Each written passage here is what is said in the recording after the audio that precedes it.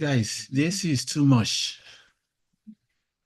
You are being chilled. I know, right? Is your wife around? Hey, I brought myself out today. If she's around, I want to give her a wave.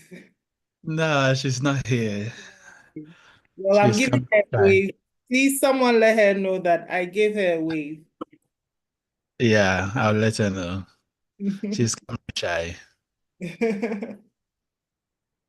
Anyway, You know, I didn't know the thing was recording. right now, is it? Are we live? No, yeah. Oh, Uh, before. Yeah. yeah. You were having that. Yeah, I know. I was watching it. I was like, okay, yeah, keep going. Keep Keep talking. going. Bring it Stay all voice. out. Stay voice. Yeah. But you're doing well. We are Thank you. also proud of you. Thank you. Thank you. Thank you. You just keep going, keep going, keep going. Well, I think the energy I'm receiving is making me to feel more energized. That's Yeah. good. I Yeah. pray that you receive more.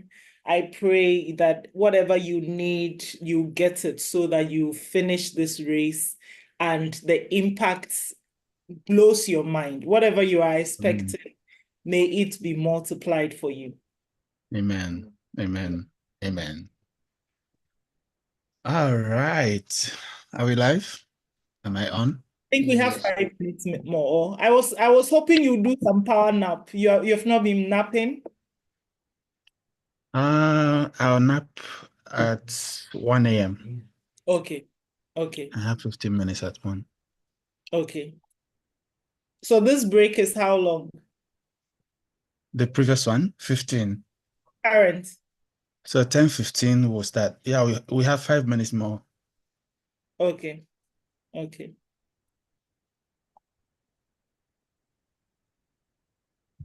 Hmm.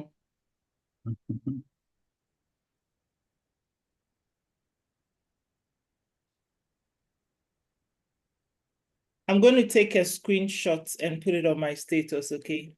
No worries at all.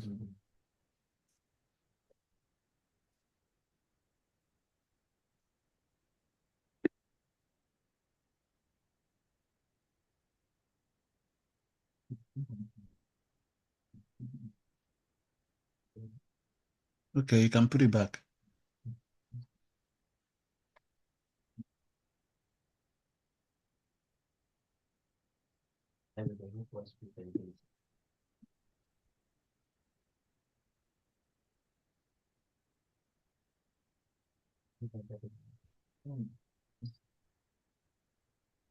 Listen.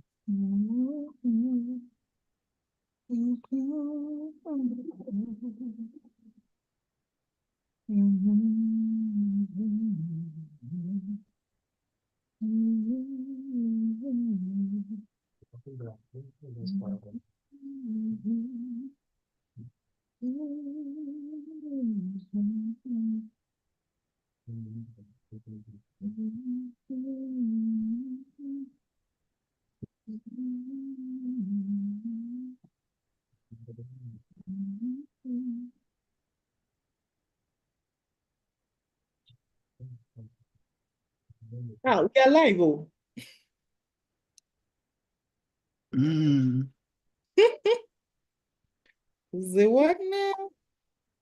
The now.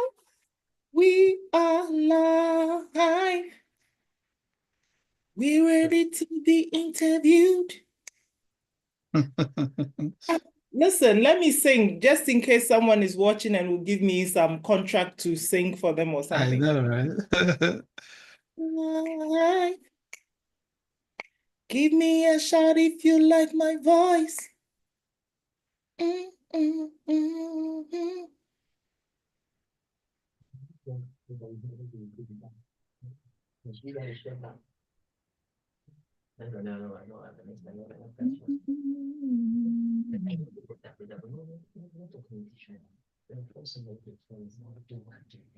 Gentlemen.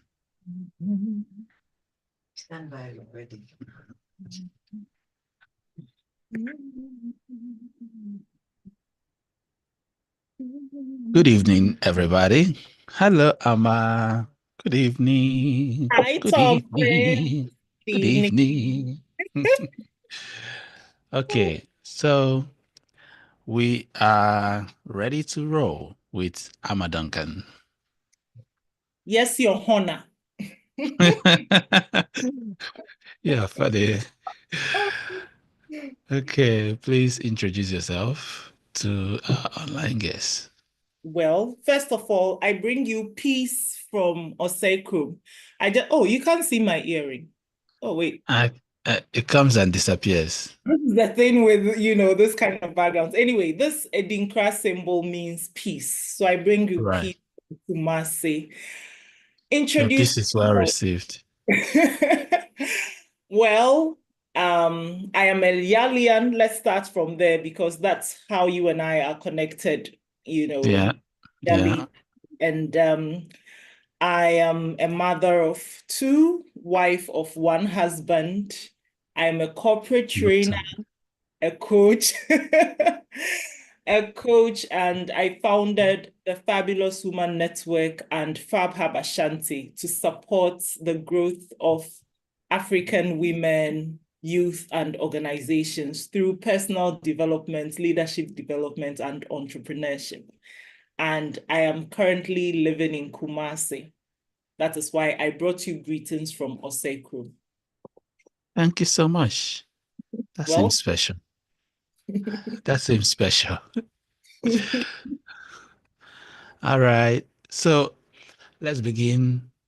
I like always to have a conversation and I like to go from the early beginnings. Assuming that we were buddies in high school, what would be my first impression of you? oh my gosh, I don't know. High school, what kind of, I don't want to even say it, but there's this local word that we used to use, dolu.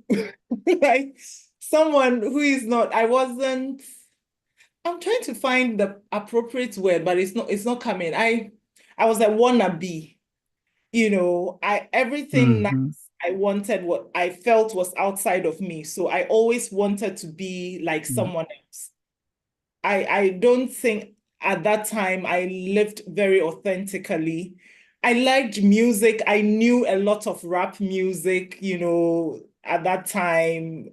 I liked music, I liked dancing, but it was always trying to do something to be liked by people or something. I think that the most authentic I was Close it was down. I was academically smart, like book smart. But then beside that, socially, I was just trying to fit in. I don't know how others saw me, but in hindsight, this is who I was. I was trying to fit in, to be liked by people, because I wanted to belong. I was looking for that sense of belongingness throughout that phase of my life and for a long time afterwards, actually. Where did that come from? I I wonder. I wonder. I don't know whether it's perhaps how I was socialized. Movies? I really don't know. But I thought I wasn't enough as I was, and I needed to be something else or somebody else, like someone on TV or something Yeah, that I could also be liked. You get what I mean? So yeah. I don't know the genesis of it, but Maybe you watched a lot of TV. I did. I mean, at the Yeah. time we had, I think, GTV and maybe later Metro and TV3. And so it was that kind of content that I would watch. And we Yeah. had Victoria's Secret magazines showing all these Right. girls. And, Yes. I so wanted to be skinny too. Oh, God. Did he continue into university? Oh, yes, it did. Even Okay. after university, I mean, I was always constantly searching for something. I Right. felt there was something out there that I needed to complete me. So for a long Okay. time, I was always searching, and nothing I ever got satisfied that, not traveling Yeah. abroad, working abroad, going to some of the best schools, getting a master's, getting married, having children, being a manager. All these things I thought were going to make me feel complete. So I was always on a quest for something. I've been searching for a long time. Did you find them? I found it, and surprisingly, it wasn't outside. It was Right. in. How did it happen? Okay, so I told you I'm a corporate trainer here. So I used to work at Yeah. a school. And during trainings, there was a poem that, I used to like to just bring something that would inspire people. And then my boss, then Sam, made us use a certain poem called Our Deepest Fear, or Let Your Light Shine by Marianne Williamson. So I had been using this poem, like printing it and cutting it and giving it to participants for so long. But one day, I don't know what happened, that I actually paid attention to the To poem. the So words. yes, to the words. If you've watched this movie, Aquila and the Bee, Right. yeah, she recites that poem. So one day after one of the trainings, I actually paid attention to it. And there was a line, I think I had a conversation with my GM, and it was after that I decided to pay attention. And there was a line in the poem that said, "You ask yourself, who are you not to be brilliant, talented, gorgeous, fabulous? Actually, who are you not to be? You are a child of God."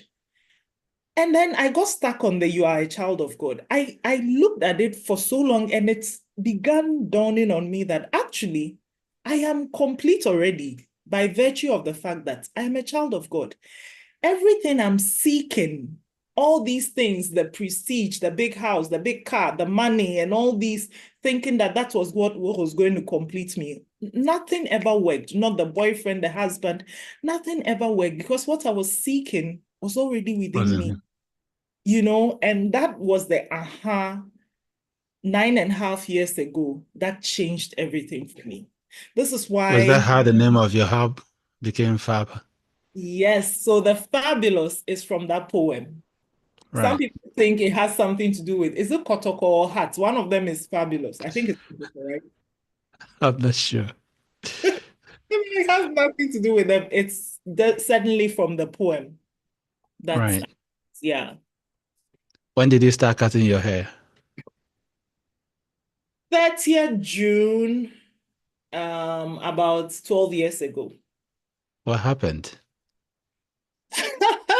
Oh, the way you ask me, it makes me feel so sad. So yesterday, I actually met a girl who asked me, "Do you have cancer?" And I remember when I cut it to my mom said, "Mami Ama, how about you?" And like people were so worried. No, what was your question? I forgot your question, but really,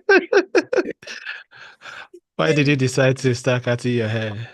okay, before I cut it this way, I had a perm cut, like perming and then it's short. And I had it Right. for some time, and keeping it, I wasn't satisfied with the look. I was like, it's a Right. lot of work. I go and sit at the salon. They take so much time, like sometimes the whole Saturday I'm at the salon, and then I spend so much money. It was annoying, and I was never happy with the look. And so one day after church, where my son used to cut his hair, or no, it was my husband before. I just went and I told him, "Abu, just cut my hair." And that was it. And I remember when I was cutting it, I was sitting there cutting, and then my husband came to inspect, asking him, "Okay, this place, do it like this. No, you haven't done it." Like, yeah, he was instructing the barber. It was serious, you know. And then I just fell in love with it. And this has been my default hairdo. Like it's my favorite. It's the one that I have been most consistent with. It's easy to do. Every couple of weeks, I go and cut. I'm free. Like I wash it every day. It's the best thing, you Right. know. So it's really that's really it. That's nice. So you found yourself, and now you made it your mission to find other people.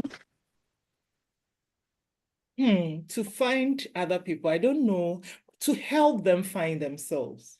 Right. Yes. And I don't think I have also completely found myself. I feel like I am still on the journey, right? Right.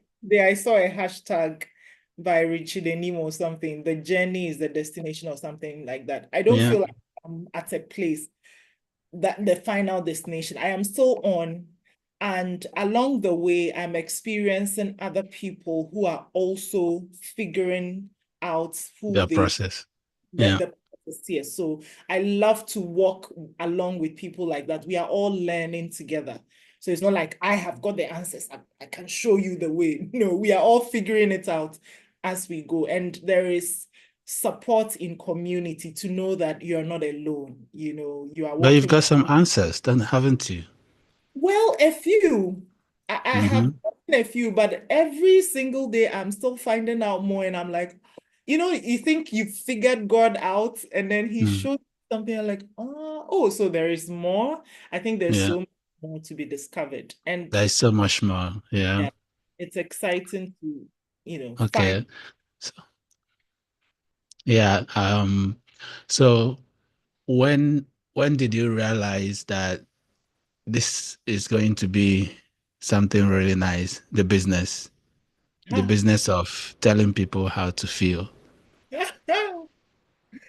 When did I realize? Yeah. I don't, did I realize at a certain point? I mean, have I even realized it? I don't even know. I'm still discovering as I go. So, Yeah. Yeah. Too modest, eh? Tom Chris, what I know is I enjoy what I do. Yeah. I like yesterday, my daughter was saying, yes, you people just fly you all over the world and you just go and talk and like she was saying it as if I don't know, like sort of accusing me or something like, I enjoy what I do and I'm going where and people are paying me to go and talk. I enjoy it. I really, really enjoy having conversations. And I have to Yeah. commend you for all these interviews. I thrive on listening to other people's stories. I get Right. energy when people share, especially older people or people who have been Right. through killing experiences. Mm. This is how I get energized. So I enjoy what I do, or a lot of it. And some of the administrative bits, like, the taxes and the salaries and all, That's so fun. but so being a business owner can be complicated, but the Yeah. business of what I do, I really do enjoy it. Yeah. And I'm always discovering new things. I prayed for challenging work, and this year especially, I'm getting it, and it's been Yeah. yeah, Right. Well, you have to love it. And that's the gratification of the work, right? absolutely. And I guess is that feeling that people want to experience, and that's why they keep calling you. Well, okay. You have a good point. And yes, I am happy to support in any way I can, work Yeah. with. I'm Yeah. happy. It's like I have seen a certain light. It's beautiful. And Mm-hmm. the place that I used to be, I see some people there and I'm like, okay, if you are willing to do what it takes, let's walk on this journey together, because it also takes a lot. You've had some habits all your life and suddenly you have to change or tweak so that you can have what you want. It can be quite difficult. So, I mean, sometimes some people come and they're like, oh, I want to change. Look at them in the way. I'm like, are you really sure? Like, especially when people say they want to run businesses or set up an NGO. Tom Chris, next year will be our 10th anniversary. I kid you Right. not. I ask myself so many times, like, are you really sure you want to start a business? Because it is not simple like that, and as you evolve in the business, it Right. gets complex. I mean, kudos to all business owners. It's Yeah. different from being a professional. If I were only a corporate trainer and just a Yeah. professional, different. But once you're actually running the business, it is something else. And so Mm. it's a journey. If you are happy to and willing to, I'm happy to work with you. Don't expect it to be easy, but we'll make it fun and we'll trust that God will Yeah. lead to the destination. So when was that transformation, that losing the pain of the journey? When Was was it was it was it Mandela Washington Fellowship or ah, GIZ? oh my goodness. I don't think there was one thing, but of course, the Mandela Washington Fellowship was a very beautiful experience. I mean, prior to that, the Yali, I think you were a cohort ahead of me, right? Yeah, yeah, That the Yali experience at Gimpa was already an eye-opening experience for me. Before then, before even Yali, I had a program. I was on a program with Harper Space. It was right. called For New Entrepreneurs. That already, it was like, like climbing a staircase. So Hashed took me to one level, then there was Yali, then there was Mandela Washington Fellowship. So I've had many, many, many, many things along the way. I had Yawa Hansen Kwao standout experience. Oh, speaking of which, I posted somewhere that I was going to do this interview, and then Brave Hearts Expedition. So yeah, I mentioned them. They said I should give them a shout out. But speaking of this staircase, people like the companies like Brave Hearts, the experiences I've had with them all sort of shaped me. So I can't say there was one pivotal thing, but Mm. I've had a series of experiences that are Yeah, all leading to who I am. You get what I mean? yeah, Yeah. yeah. It makes sense. It makes sense. Although when you think about it, the crown on the on the jewel was when you internationalized and came back, and then things eased up a little bit. I don't know. Were you in my pocket then? Community has eyes, you know. Because I mean, let's talk about finances. Let's Hmm.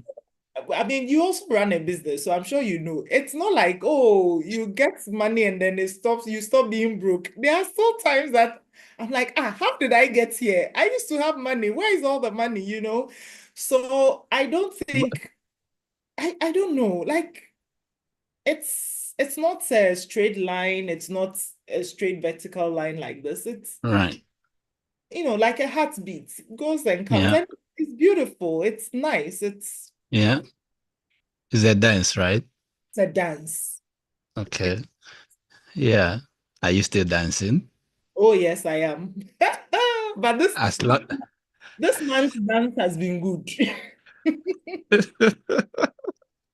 as long as you keep dancing. Yes, absolutely. Yeah. Absolutely. Yeah. And that's the beautiful thing about it, right? The moment you stop dancing, that's when trouble starts. Yes. All right. Yes. So what keeps you in motion? Hmm. Well, I have developed some habits that really help me. Helps, right? Habits, community. I am now, especially now, I mean, now I'm in my 40s, I am especially more intentional about the kind of community I find myself in, the things I say yes to. Like before this interview, I was a bit sleepy. Now I'm talking to you and I've forgotten that I was sleepy. Do you get it? Because I am in Right. a zone that I like, that sparks joy in me. So Yeah. habits are helping, daily habits, and I can share a bit more about that. And then Yeah. the community of friendships and mentors and coaches that I'm keeping, the things I'm saying yes to.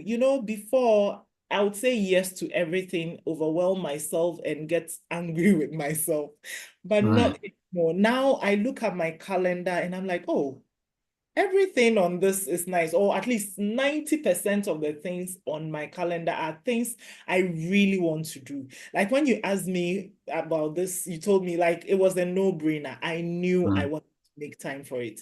The only thing I Okay. don't is the time. I'm like, of all the times I could have chosen, what was I thinking? But anyway, I don't know. Yeah. So I think that these, and then of course, so let's talk about the habits. Yeah. I some daily rituals, like doing Right. my gratitude in bed even before I wake up. That Mm-hmm. is very important to me. And then when I wake up, of course, I gotta have my morning coffee. And then while I'm having my coffee, I'm doing my journaling. So I do 3 pages of what's it called? Morning pages, just Right. be writing, but I write my gratitude. Like I talk to God, I write my prayers, and it's usually thanking Him. So I pour that out. Then I do my affirmations. Then I will do my, Christian quiet time. So I'll read the Bible and then have my quiet time for the day, so all those things I do in the morning. And then, of course, before I step downstairs I work from home. So before I step downstairs, I would check my calendar, make sure I know what I'm doing for the day. And then I come and work out. Today, like this, so this week, I've recently been on a trip which has messed up my body a bit. So I'm not able to dance as I would always do. Typically, I dance in the mornings, but I haven't been able to dance. But at least I've lifted, like I would lift some weights or something I feel like when I exercise, it really gives me a positive energy. While I'm exercising, I'm listening to Joel Osteen, or Spotify. I have this playlist of good music that really energizes me. Like I'm intentional about what I'm listening to and Yeah. mornings. And usually when I'm very good, I do all these before I even open and check WhatsApp or Facebook and all that. Sometimes I'm naughty and I check first, but Sleep through. yeah, but you know what I mean. So yeah, I do that. And so these morning habits, the journaling, the affirmations, the quiet time, and then the exercise, they really, really help me stay in a positive Where did the mind. discipline come from? Years and years of trial and error. Okay. Yeah, typically I was raised a Christian, and we were taught to do quiet time and everything, but I never did it. Well, You're or not maybe alone. yeah, I like I wasn't serious with it. Like in school, secondary school, you have all these people, hey, they will do it religiously. I mean, I felt like I don't know what I was doing in school, honestly. I wasn't serious with these things. That people would wake up and go for mass. It was such a struggle. I used to say to myself, Tom Chris, that I am not a morning person. I said that for the longest time. And then I found this book, Morning Miracle, Miracle Morning or Morning Elrod or something. I forgot the guy's name. That book and then the 5 a.m. Club. These books made me realize that actually I can be a morning person if I choose to. So Mm-hmm. these helped me. I started What did the practicing. book say? Oh, the 5 a.m. club talks about, people waking up at 5 and doing certain rituals, some of which I mentioned, and Yeah. help set them for the day. Like, because I remember those times that I started the 5 a.m. concept and I used to wake up at 5. Hey, by 7, I would have done so much work because there's peace and quiet. People are not moving around, and it used to be so helpful, but I modified mine a bit. It's the same for the Morning Miracle. Yes, that's the name of the book, Morning Miracle, where you wake up early and then you do these rituals, the exercising, the journaling. Journaling is so important. Like journaling is, well, I know it's not everyone who likes to write, but journaling really helps me. It helps me pour. Sometimes I write my dreams, I write my fears, my gratitude. It releases you. It's like Empties it the empties occupied you. spaces. Yeah, exactly. So that you have a fresh mind to start the day with. So, but it's taking years, honestly, for me to be in this space where I consistently do this. Right. It's taken a lot of trial and error. There Right. was a poster that I saw on Richard Enin, a gentleman on Facebook, that talked about the real luxuries of life. And I saw that one of the real luxuries that was named was slow mornings. I was like, oh my God, this is what I want. To wake up and not be in a hurry to do anything and go anywhere. Just take my time to go through my rituals. And that has also helped me. So the 5 a.m. club and then morning miracle book, they talk about you doing it quickly. But no, I modified mine. I use between 2 and 3 hours for my morning rituals, and I'm happy. Like, I'm not in a hurry. I'm not running to go and do anything. And luckily for me, and fortunately, my husband is the one who sends the kids to school. I pick them. So I'm not in a hurry in the morning to rush anywhere, unless I have a really early class, or like recently I had to wake up at 4 a.m. for some interview or something. That's different.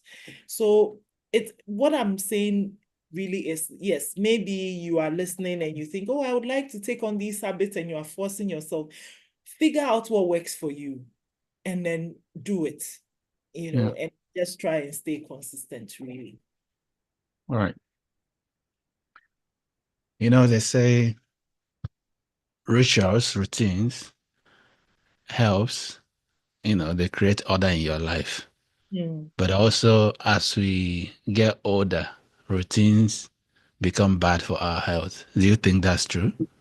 Hey, anyway, but the good news is I'm not older yet. So I'm still very young and fresh. I'm a fresh 41-year-old girl. So Right.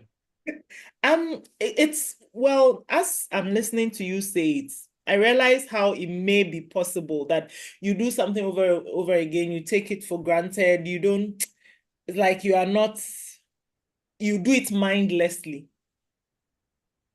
right? So that is Yeah. probably what they mean, but I haven't gotten there yet. And Right. Right. So you're I'm still safe. I'm so very, very safe. Okay. Let's get back to the business of the fabs. Mm. Okay. So you discovered your joy and then you began to put the pieces together. Why didn't you keep it to yourself? I don't think it's a natural thing to discover something and keep it to yourself. Like sometimes you share, like something good happens to you and you can't wait to share. I think that we are wired that way, to share what is good. I may be wrong, but I think that naturally something good happens. Like I see a meme and the first thing I'm doing, I'm looking for someone to share it with, But because sharing seems to be your culture because all over social media you have an account that shares women success stories all the time. Where did that come from? hmm, well, the thing about women, I think, dates back to when I had my first it wasn't really full time, I was a contract staff, but job in Ghana. After university, I worked a bit in the UK and then I came back to Ghana to do my national service. And then I got this job stint at a bank. You see, I am the only girl among my mom's kids. There are two boys and me. But my mom never made a distinction that you are a woman, so yours is this way, and then you're a man. You're like, everybody did everything. In my household, there was never any distinction. And then I remember when there was a time, there was this song, Send Your Girl Child to School. It was a campaign. I loved the song, but I never understood why they would say they should send girls to school.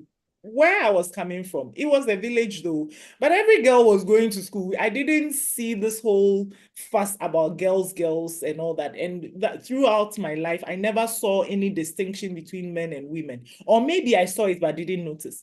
But then when I got my first job, it was a bank. There used to be these subtle comments. Oh, you are a woman, you shouldn't do this, you can't do it. It pained me. I remember one thing. My then boyfriend and I bought a car together. And then I was talking about it to someone, and then a colleague, and he said, even this woman, how much did you contribute? As in downplaying my contribution because I'm a woman. used to get so upset. Let me tell you another favorite thing that really upsets me.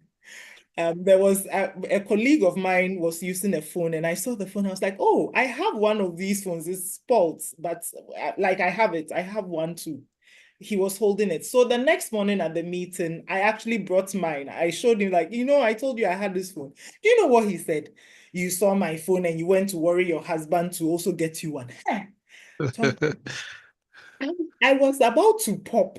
Like, are you serious? This is my colleague who knows that I earn salary. And so is he really implying that I don't have enough money to buy myself a phone? That I have to go and ask my husband for a phone? And all these little things made me realize that actually women, for some of us, whatever we are doing is being downplayed. So I began nurturing this desire to just show the other side of women to Mhm. people. Even though it didn't click until I decided, I wanted to write, and then I decided what should I write, and then eventually I landed on women because I realized that there are some untold stories.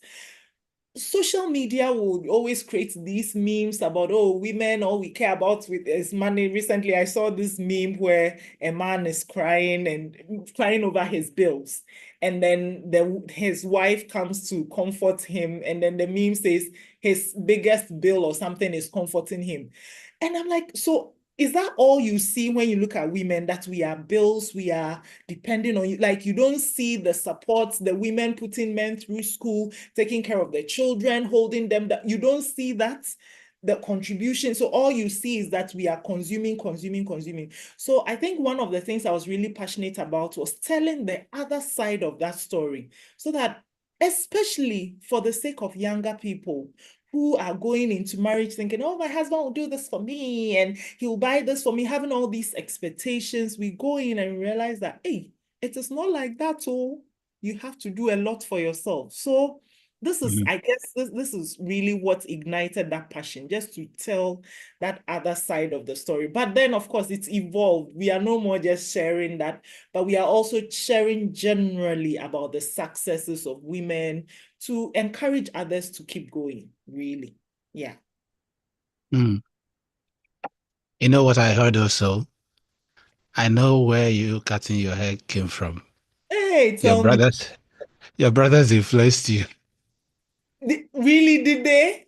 Because, well, I don't know. Maybe, I don't know. Maybe they did. But you know what? When I was in JSS, there was this really fine boy. Then at that time I had bushy hair, like they called it punk or something. Yeah. And there was this really fine boy. One day he looked at me, sir. I said, Amma, I've never insulted you before. Permit me to say that your head is very big. And that time I had punk and it picked me. I think it was because I had a lot of hair. So for so long, I went about thinking I had very big head. It was like maybe 2 years ago that I compared my head to the size of my hand. Like, his head is even bigger than mine. So I had been living with this perception that I had big hair. So I think that that may have also influenced my desire to just cut everything so that people will see that actually my head is not that big. Proportionate. Proportionate to the body. Abaya, Abaya, making my evening so much fun. I'm happy. Yeah, me too. Okay. So now business is booming. I guess. And yeah. So what next? What next? Well, so currently we have our space called Fab Hub Ashanti, which is the learn Yeah. and space, which you haven't been to yet. So when you are in, I will one day. yes, I One. know it will happen. You never know. We could do something together because you and I Yeah. both work with youth. I mean, I think for Yeah. you to work with elite youth, I'm just teasing, but I know. I know. anyway, so what is immediately next for us is, God willing, next April is our 10th anniversary, and we want to celebrate our growth and the inspiration that we've, we've given others, because we've had a lot of people giving us the feedback that, oh, because of this that you did, we were inspired to do XYZ. So we want to celebrate that in a nice way. We want to do a series of events in Kumasi and also in 10 cities around the world, God willing, next year. So that is immediately what we are looking to do. And of course, we are inviting as many people as are listening who are willing to come and support What are us. you trying to launch? Oh, how are you in the spirit? Hey, I wasn't going to I'm say a, it. This one, I'm a prophet. Prophet Tom Chris. Anyway, I started the Fabulous Woman Network by sharing Right. stories of women. I wasn't going to start a business. It was just practicing writing so that I could eventually become an author. So those stories that we began sharing 10 years ago, 9 years ago, 8 years ago, we are putting some of them together to launch the first book series of stories. We'll call it The Fabulous Woman 1. So that is what we are going to launch. But the launch of that is actually also to help us raise funds for two key things that we are doing. Our training and mentoring program for youth, which is our core, something we do for youth and women. That is our core. But we are also looking to go bigger with the Fab Hub. We are going to have a Fab Village. It's going to be a retreat center for women, youth, and organizations can also bring their people. A place that you come and you can relax, recalibrate. What are all the restore yourself, re-energize, learn in an eco-friendly environment.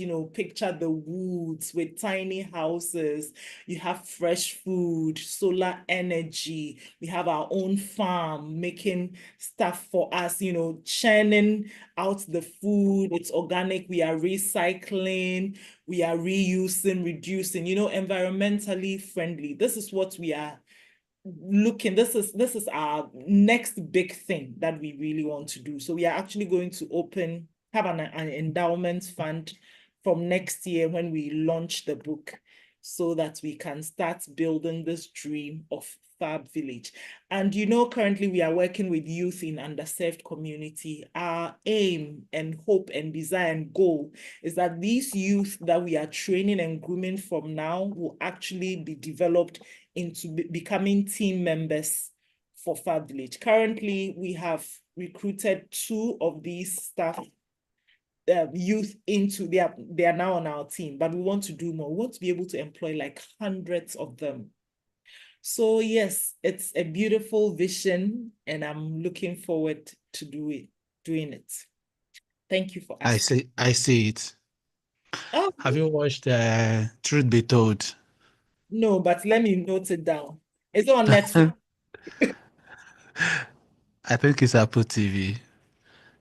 Ah, ah, ah, ah. Okay, I'm sure Mm. I think I have, how when you buy an Apple product, you have like 3 months free or something. Yeah. Maybe, yeah, I'll go and look for it. Should be told. Okay. I thought maybe you got the inspiration from there. Oh no, for the Fab Village, I got the inspiration from, so there's this hotel brand called Club Med. Okay. I've been to 2 of them so far, one in the Dominican Republic and one in Mexico. But the Dominican Republic one, there were things that I saw there that really inspired me. But the concept was already there. It's just that as I explored more hotels and more resorts, I got more ideas to add on to it. You get it? Brilliant. That's impressive. So, so, okay. It started by you wanting to be on TV and look like TV people. And then and then you discover that TV is inside you already. TV is inside me. Hey, you put it so beautifully. I love it. TV is Yeah, inside me. yeah. And then you started helping other women see their own TV.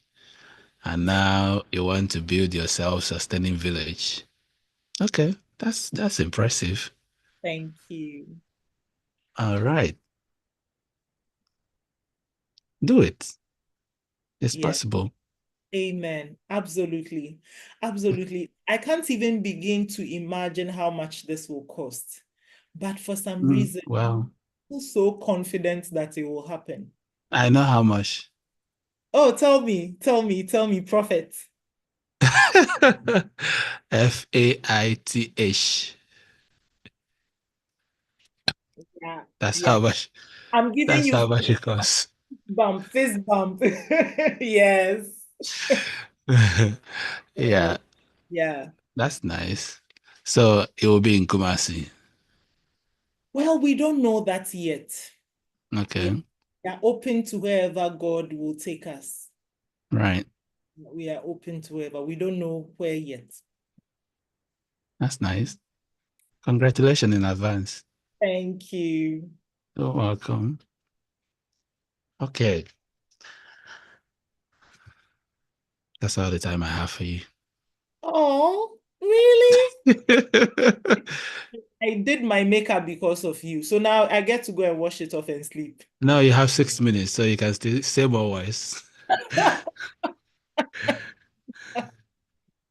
But seriously, you're doing well. This is so impressive. I mean, sometimes I don't sleep for just 24 hours and I don't know what is happening to my eyes. But for you to still be on your feet, still, you know, churning out questions without preparing them. I mean, Well, I've written hundreds of thousands of words, so yeah, that's why.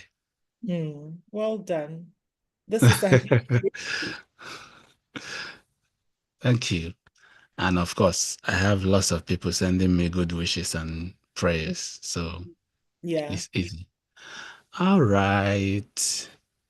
Say some words to young girls wanting to see their TV. Oh, young girls wanted to see. I really like this wanting to see your TV. Oh my goodness. I used to say that I wish I had some sort of injection that I can put it in people's head to let them believe that whatever they are looking for is in them already. Earlier today, I had a coaching call and I was telling this person afterwards, I was just telling her that, listen, this, whatever it is that you think you are afraid of, and for that reason, you don't want to do what you are doing, it is not about you. Like what you're doing, Tom Chris, is not about you.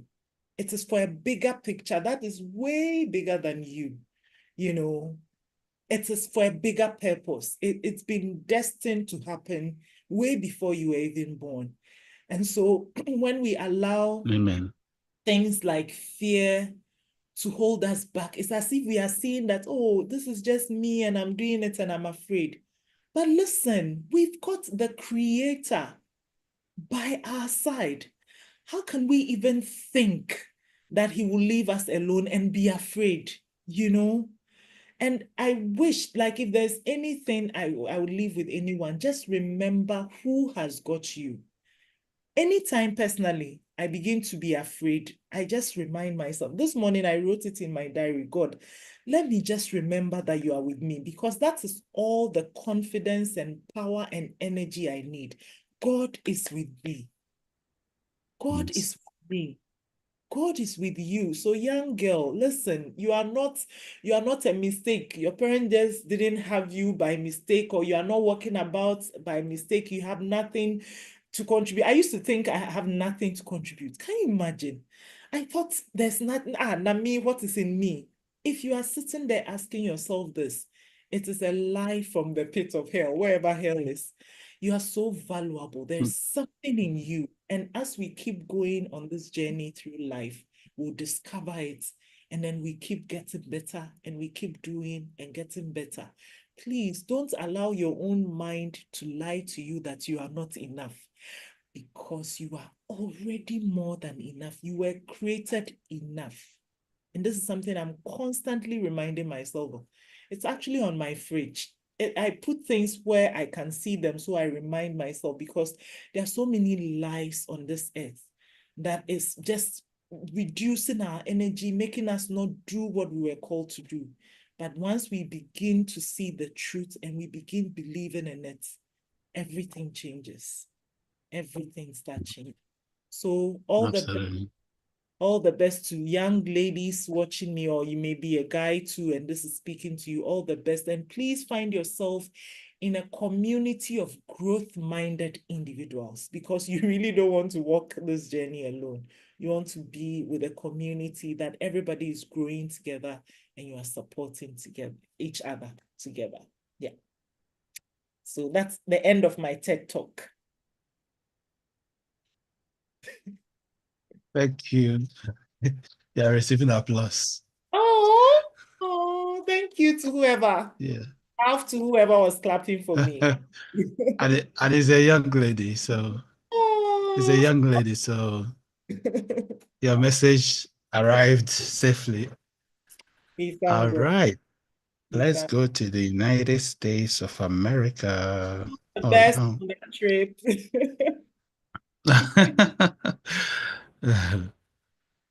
Is Barrett on? So Check. I get to leave, right? Yes, please. Bye.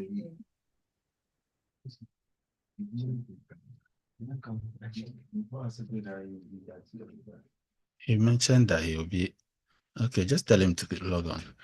30 minutes. Yeah, but he said he text. I saw his text. Yeah, yeah. I've gone straight to his group. All right, sorry. Mhm.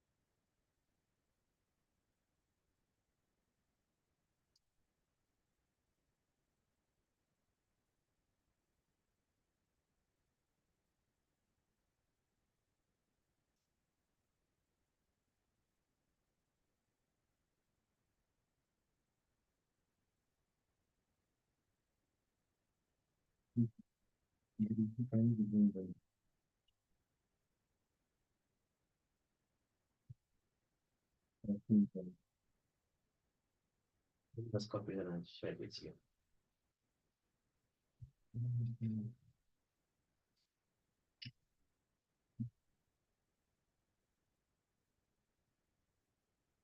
Same but distribution. It's very simple.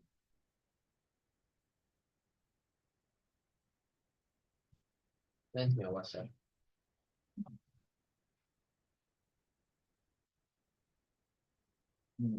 So my company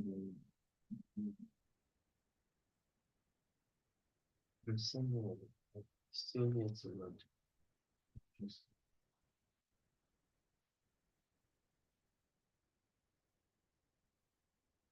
that's it. That's it.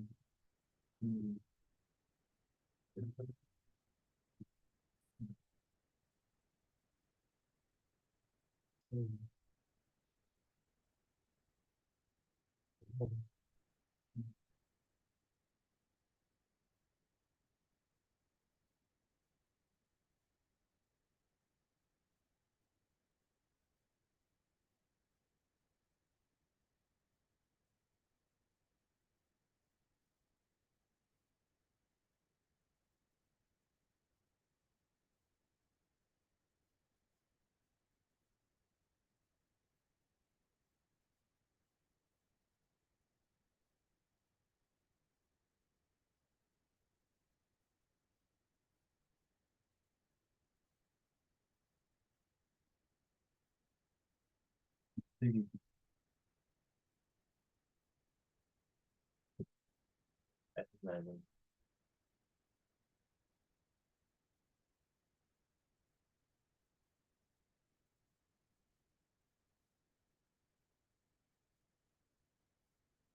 you come and help?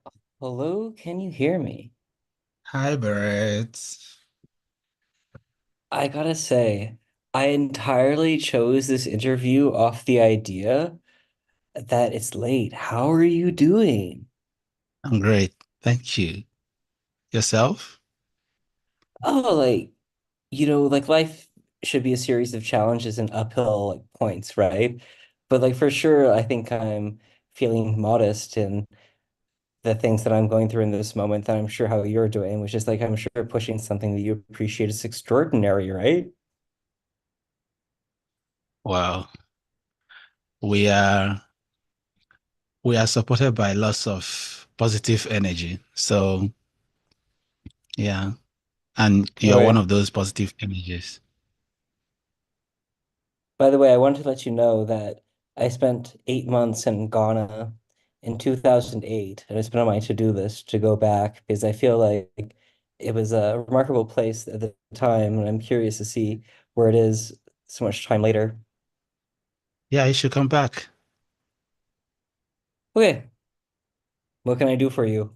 How would you like to converse? Well, let's start with an introduction. Tell our guests who you are.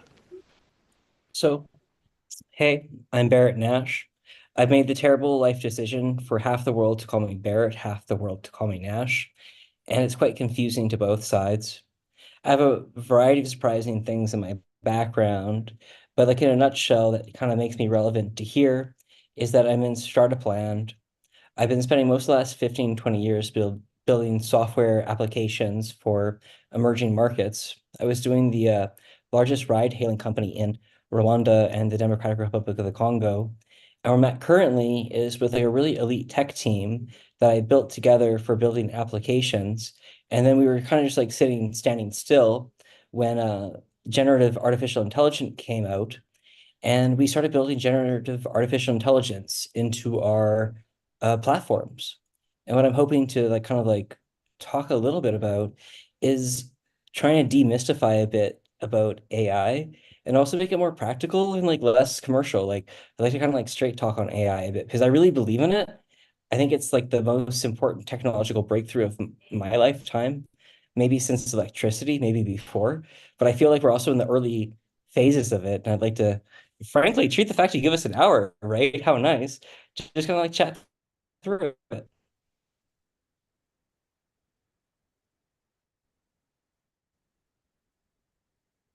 That's awesome.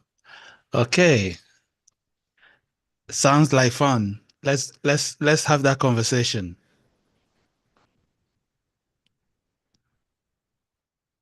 Hello?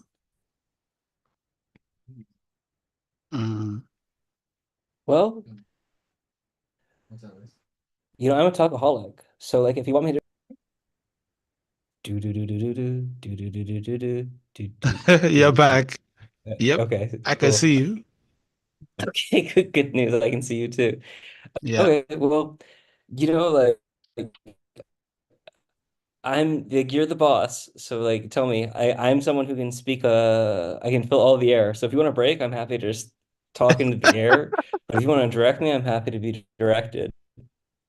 Wow. Um, you know, I would like to think my energy is still where it was in the morning, but you know what they say. However, Well, I'll tell you I what. still have time Why for don't I us give to you a have. chat? If I see you fall down, I'll clap and wake you up. But like take it easy Okay, for a moment, okay? that works. Okay, let me tell you. Okay, let me tell you the whole thing, right? Because Mhm. I got to tell you, okay. Now I'm in talking mode. Just like interrupt me if you can't hear me, because I've got like an Okay. hour, don't I? Like, isn't that like a fantastic thing? I could go in Yeah. storyteller mode if I feel like it. Okay, Okay. so let's like think about. Let me tell you like the most important thing at the front, which is that like Right. I feel like one of the things that's fascinating about all of us who are trying to make a hustle is that there's like our like public selves and then there's like our real personal selves, right? Yes. And in our real personal selves, where we're dealing like inside the psychology of our minds and who we are, like what is consciousness, like religion, all these crazy Hmm. things, there's like all this doubt and challenges. And like myself, like maybe 5 years ago, before I'd ever touched I was like going through this period where like I was just like kind of like having it stuck in my head, like, like the world's going towards a bad place. Like we just don't have all that much time left. Like not like even being like super malignant about it, but like almost like just mindful about it. Like, who really thinks that the world is going to go on for like another 500 years, 5,000 years with all these like crazy technologies and like, it was like COVID when I was thinking about this stuff. And I thought like realistically, like the world's like we're not a long-term evolutionary tract. And Mm. then I started talking to AI, and there's like a lot of steps in between there. But what's fascinating and where I am at now is when I talk to like the most cutting edges I actually treat it as like a test of AI, which is how far can it predict into the future? Like realistically, like fundamentally. And it's been like increasing rapidly. But where I'm at now is that when I talk to, say, like, like GPT, well, like all the same, like cutting edge large language models, they're able to give me a realistic prediction for the human species of what 1 trillion years into the future would look like, which is like past the starvation of the sun in 5 billion years, past heat death, past like anything beyond predictable. And I think that's really just remarkable from like a human species perspective, where we can go in like a few years where it was seeming like things were pretty dim for the next like 500 years to suddenly having like this partner whose creation is built on the culmination of human knowledge, able to predict 1 trillion years into the future. And myself now, I actually feel pretty peaceful because, like, I feel like, like the whole purpose of the human species is to kind of get ahead.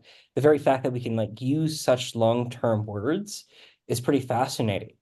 Now, how that technology can be used to make money today with like APIs and interface, that's another conversation. But just the fact that the technology exists, like, I think it's like a finding fire moment. Do you feel like you found your friend in Gen AI? No, I don't see it as, see, I think that it's like I still feel as a human being in control. What I feel like is, I never had pets until Right. recently, but I got a new girlfriend and she's got two cats and a teenager. Teenager Really? is more like a pet than a cat. Yeah, hey, things are That's going good, right? amazing. That's impressive. Thank you. If she watches How this, did you hopefully she manage doesn't that? kill me. Well, I'll tell you, that's a quick side story. We got an hour, right? I was Right. working for a no-code software development company called Adalo that let me work anywhere in the world remotely. So I chose the +3 time zone because it was ahead of North America, which allowed me to be able to wake up in the evenings, which I preferred because I hate waking up.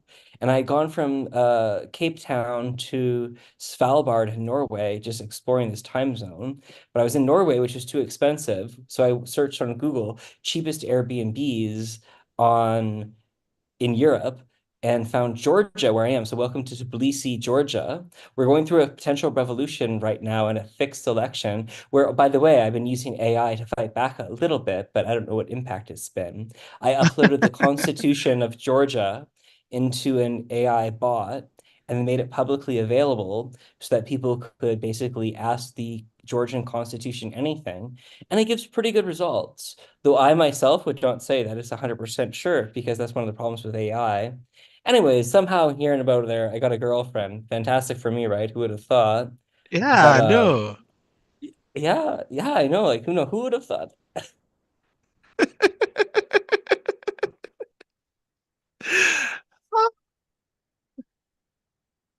Okay. Good for you.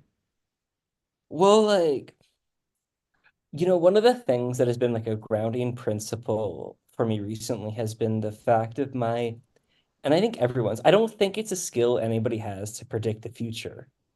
And I think that's like one of the most like Hmm. wonderful and magical things out there. Because like say like in many times in my life I felt like it was like Super Mario or something. I'd like get to the end of the level, and then I guess there's like bonus levels, haha, whatever. But then like the world keeps going on.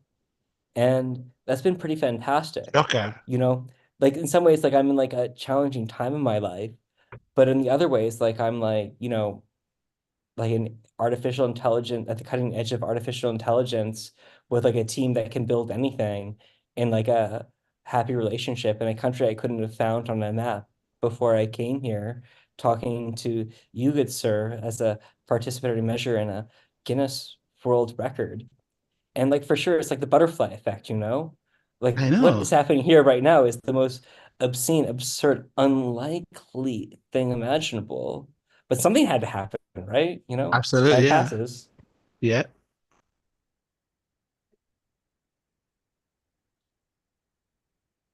Okay, I said I would keep talking. I should keep my bargain on that.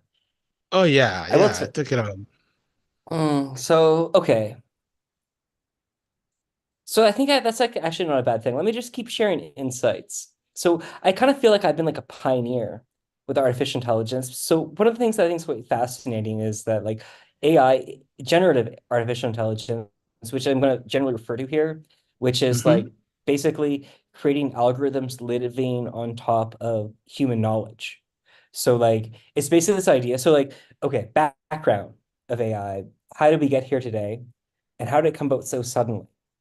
So there'd been all this ideas that, of course, the human brain must be the tool, the model of how AI would come about. Except in like the 1970s, for some reason, out of nowhere, all these smart people said that wasn't true, which froze AI for like 30 years. Then people were like, okay, actually, like maybe the human brain is the model. So then it was like an obvious experiment in retrospect, though I'm sure it was like more complicated than this. But it was basically the idea like let's recreate it was the idea that if we recreate the brain neural structure in bits and bytes in computers, it'll probably lead to something interesting eventually. And the idea was at the time that this was like almost like a 1 in a billion shot thing where they just run it as like a simulation. Eventually, it might do something kind of interesting because, of course, the human brain must be the most advanced thing in the universe. So they did like quite a modest experiment of like let's take like a default setting and see what happens. And like to everybody's shock, like almost out of the gateway, some of the like measurements were better than the human brain, which is fascinating because almost that makes sense, right? Because if Hmm. I don't know how you would deal with these sort of things, but like, the human brain is by and large an evolutionary thing, right? So it met Hmm. a minimum threshold, and then kind of like pause because like why go above that, right? Like say you're rising up in water, you hit oxygen, you stop at oxygen. You don't necessarily need to become a bird right away. But we build Yeah. these things kind of like differently. So it's interesting. It was like just out of the gate. And this is like only a couple years ago. This is like 4 or 5 years ago. It was like a real breakthrough. It was like things that weren't thought possible. Like, like here's an image, give a word to it, and it would just like instantly do it. So this basically blah, blah, blah led to GPT-3, which came out, which is like the synthesis of this. And GPT-3 wasn't initially designed to be GPT-3, as in like this like thing that like 100 million people used, but it was instead released as like a modest tech demo and was actually like most part of it was at the time, at least the way I perceived it, was APIs. Do you know anything about APIs, by the way? Mm, So an API, so now I'm going to talk about a little bit, okay, what I'm going to talk about is how like AI can actually really get into every single point of our lives at all points. Well, and also like how we can like start like not from like a hard level, a personal level, get into the AI game because it's pretty easy. Generative artificial tell intelligence me. is, yeah, like, okay, so like a really interesting thing is like the whole Mhm. Gen AI thing is based off of natural language. So like, like, have you ever heard like NLP, like natural language processing, like natural language? Yep. Okay. So like a big breakthrough for this whole thing came like from like American spy services where they were like listening to everybody's phone calls and they wanted to like take all this information and like feed to it. What's cool is being a loop where like the best way to like feed back into it was to speak into it in the same way. So like when you train a generative AI assistant, so if you want to build your own generative AI application, say you want to build like an app that is a mechanic for advice. What you do is you'd first build the front end, like a chat application. You can basically just like kind of copy this. Then you have it talk to one of the big AIs. If you're doing it this road, there's different ways to do it. But like, and you talk to it through this thing called an API. Like basically just lets you have your own application talk to another application. So like you do it with Google Maps, you do it with like many things. But then you have your AI and you almost have like a concierge at it. And it's like your concierge at the entirety of information of the human condition. And you have your app say like, I'm looking for mechanics information and it goes there and you like go like I need help fixing my sink and it sends it to the entirety of the human condition information and it brings it back and then you can put it in your app however you want it. So that's like where we're at now. That's the easy thing. We have this pipeline, but what everybody's seeing is what do we do with it, because it's a bit flawed too, right? So we're like at the early stages of the breakthrough, the middle, like we're at the stages of the breakthrough, but it hasn't broken through yet. And actually, I'm kind of curious for you, Tom, Chris. Like, I'm sure you're in like a quite an interesting tech bubble. Uh, do you think we're in the? Do you think that Gen AI is at all lived up to its potential yet, or not? No. Well, what's the future look like? Because if you can predict the future, you can build it, right? Yeah. And like what I'm feeling like where I'm at right now professionally is there's many things I'd like to do or like to think about, but I feel like something I can get my hands dirty into from a specialist is productivity. Because I feel like at the end of the game, a good sign of AI, of generative AI, is that if you should be able to put in less and get out more. And that's like a really wonderful equation to play with, but then it has to kind of like be tuned for that. Now, I think that a reflection of the fact that I'm supposed to be filling this sound here while you're looking at your computer, so let me do that. I'm sorry, I appreciate how you've been doing this for like 86 Hold on to hours. that Go, go, thought. go. I'll be back. Go run. Okay.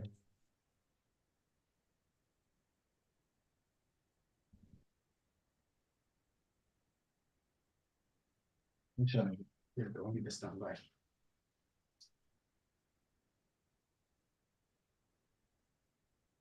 Okay. Yeah. You all good? Mhm. Man, have you actually been up for 86 hours and 23 minutes? I don't know. Well, like, of course, yeah, but like, I don't know. So, like, another thing I was kind of mindful of is like, you must be like in like a real surreal world, right? Of course, I have been Yeah, like, right here. I mean, what does this kind of mean to you? Like, I don't know. I did this because I was more fascinated about by you than what it was to do with this. Also, like, I think it's a cool thing you're doing, like all around. I appreciate you must be tired, but I also feel like we're kind of getting to the end here, right? Like, how many more interviews do you have? Maybe 12? Oh my Not so God, much right? anymore. Yeah. Okay, well, you know, what's your reflections? Like, where are you at? Or do you want me to stay Let's on do me? I'm general. okay to be on me. Let's do Gen Let's say AI okay. first. Okay, Yeah. okay. Okay, throw Okay. me the next question on your list. No, keep talking. Say more words. Okay, let me like, it's interesting because I feel like I'm the sort of person who can talk like about anything, right? So can I do that? Well, here I Yes. am. By the way, there's a Halloween party behind me in the background. Sorry if you can hear that. I was like wearing all these Ignore masks before. Yeah. them. So I feel like there's the business perspective of Gen AI, there's the hype of Gen AI, there's the fear of Gen AI, there's what is Gen AI? Hmm. Let me What talk to is? you. Well, Yes. so generative artificial intelligence is like a pretty cool simplicity of like imagine like you could just like put the entirety of human information and for reasons unknown, just collecting together makes it easier to index rather than harder to index.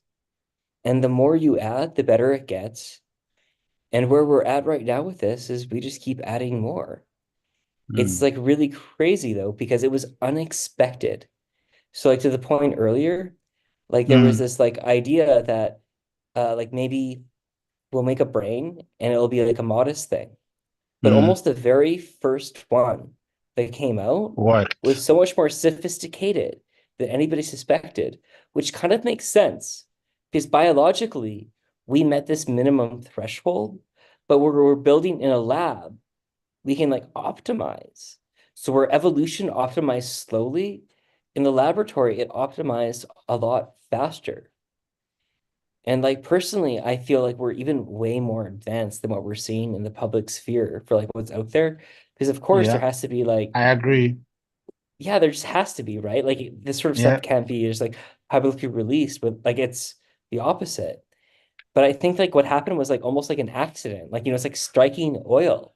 It was like it was I saw this like graph and it was like, like up at this point, it doesn't speak. Then at this point, it speaks. And like say it's really interesting where like there's these things called emergent behavior.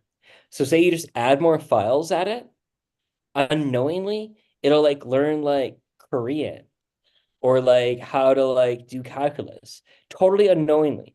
The only difference is adding like more information. And like what a weird thing. Mm. And like I fully suspect that this thing is it's like finding a calculator again where why ever do math again for certain things? But also, I really think we're in the early stages, Mm. which is why I kind of like take interviews like this kind of seriously But it's not because, good at math, though. well, like say like GPT, OpenAI just released a new version of GPT called O that is pretty Uh-huh. good at math. And like that's like Oh, something yeah? with this too. Like, yeah, like it's a good like advanced math. Like they built it as their math AI. Like I guess they like heard criticism or whatever, or they had like a different thing in the kitchen. But like it's Mm. good. But like also like I've been noticing say in images, like almost every generation of images gets better. But just being going like so like we're like going it's like it's bad but then Mm. it's like, oh, it becomes so good. But it's on a trajectory like this, right? So while we're Mm-hmm. like, oh, it's bad, then it becomes good, but then it's like already over us many things.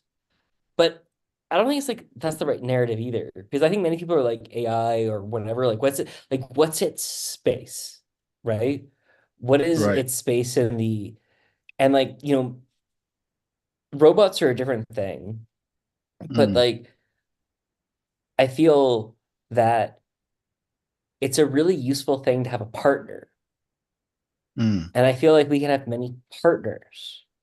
But like, okay, so there's this interesting thing where there's this I don't know if you've heard of this, it's called synthetic data. So, Okay. okay, AIs get trained off of human data, but they're running out of human data. So what they do is they then have AIs create new data, but then other AIs try to say, is that real or not? And they all get scored. It goes into their training to make AI better. It's like a part of how making AI better. Anyways, it seems like this is like a major theory for like what the growth of AI would look like fake data validated by artificial intelligence.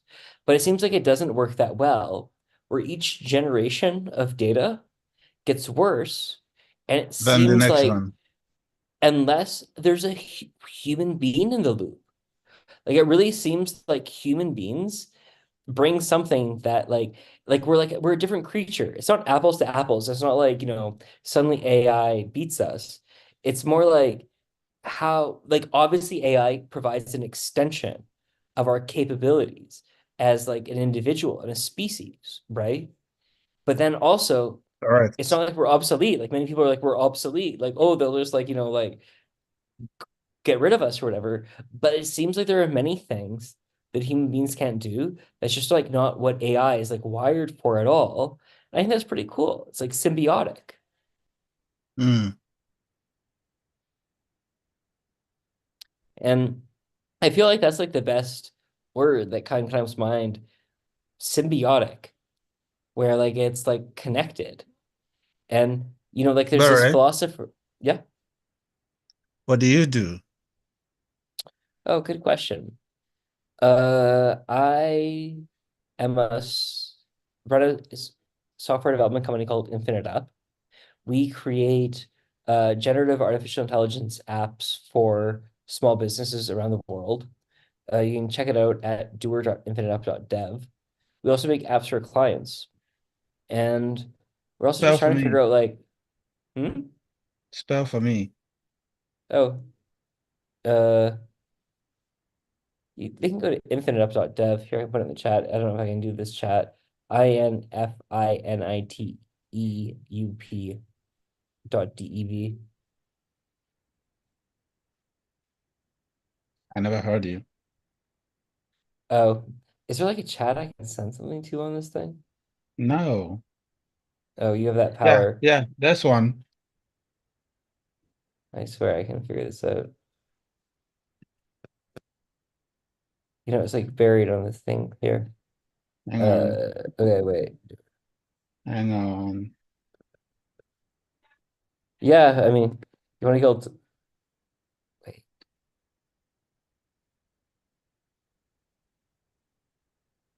There you go.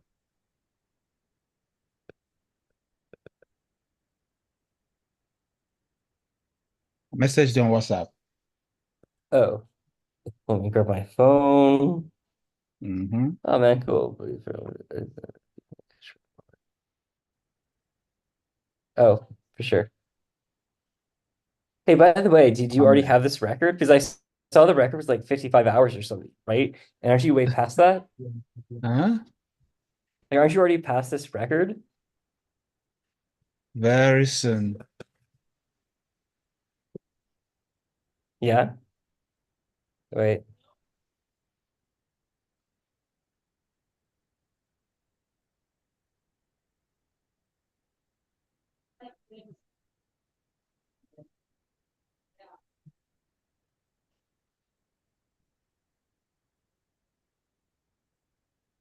Okay. Um, No message came from you. oh, sorry, we had a message for your team as well.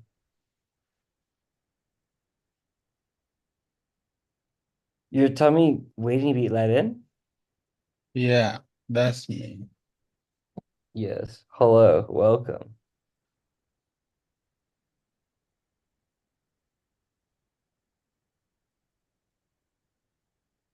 Oh, Have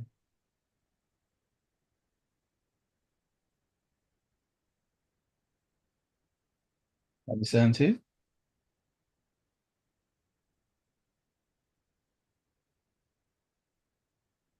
sorry? I'm not sure. Should I be doing something? Yeah, should be sending me the website. Your Oh, website. I sent it on Zoom. I'm so Nah, slow. send it You're here. you are the one who's supposed to be tired. I am the one that is slow. Oh, this is the prototype. Oh, Barrett. Yeah, man. Okay. This is a prototype. Play around with it actually. See how far you get. It's having some annoying things that crop up that's keeping me out, but we're like playing with some interesting things. See how far you Ah, get. You can't share a okay. screen, can you? My screen?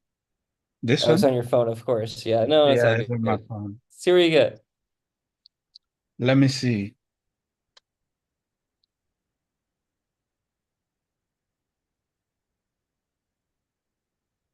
Barrett, seems like you're a smart man, huh? Like that sounds like the worst thing to be a smart guy, right? Huh? Because it's never the smart guy that wins. Ah, And like there's like a lot of smart guys in the world. I feel like intelligence is not the most important thing at all. really? Well, like what is intelligence, right? Obviously you think you're a smart guy too. Or at least you're like obviously you're intelligent. One of the points of like kind of like living, I think, an ambitious life is to like network and be connected with intelligent people. But does intelligence lead to success? I don't know. Not Because necessarily. what's success then, right? Because Yeah. like success is almost like a Goldilocks thing. Like I think, Mm-hmm. one of the things that's always like humbled me has been like seeing like the people that I admire, like think of like people coming around like James Joyce or T.S. Eliot or like Tesla, Edison, like these people who had quite challenging lives over and all. Right. And it's like interesting because I think many people go like, wow, like whose life would you actually want to trade for? And then you kind of like zoom in on their lives, and their lives are usually quite challenging, right? And I think like Right. the reflection should be, for one, at least for myself, like humility that I think I've actually got a great life. But I think Mm. there's like this interesting question, like, what does it mean to live a good life? And What do you also, think? like, oh, well, good question because you're the interviewer, right? Well, like, I can say for myself that I think that quite a bit about it, actually. I hope most people do as well. Like, I think that thinking about what it means to live a good life is an important thing to be mindful of. And like I've got quite a few opinions on it. So like, hey, I got time. Let me think about it. A big thing that I've been mindful of is there's this ancient religion called Zoroastrianism. Maybe you've heard of Zoroastrianism. Super No. cool. It's like a pre-Abrahamic. It's like a Abrahamic religions kind of come from it. Um, but I just kind of fell into it somehow. Who knows, like Wikipedia. But like a lot of it felt really accurate. But one of the key things they have for it is like this tenet that the way, because like obviously the question is like, how do you live a good life, right? What is living a good life? And like this religion is just like pretty black and white on it, and it's like quite a good one. And they say like the way to live a good life is just to think good thoughts, say good things, and do good deeds. And also Simplistic? that just good things, like positivity. Yeah. And that's it. And I was like really like kind of like mindful of that, like thinking about it. I'm still thinking about it. Because a part of it is like, shouldn't we be like, it's also great man theory of the world. Like, shouldn't we be doing like great things?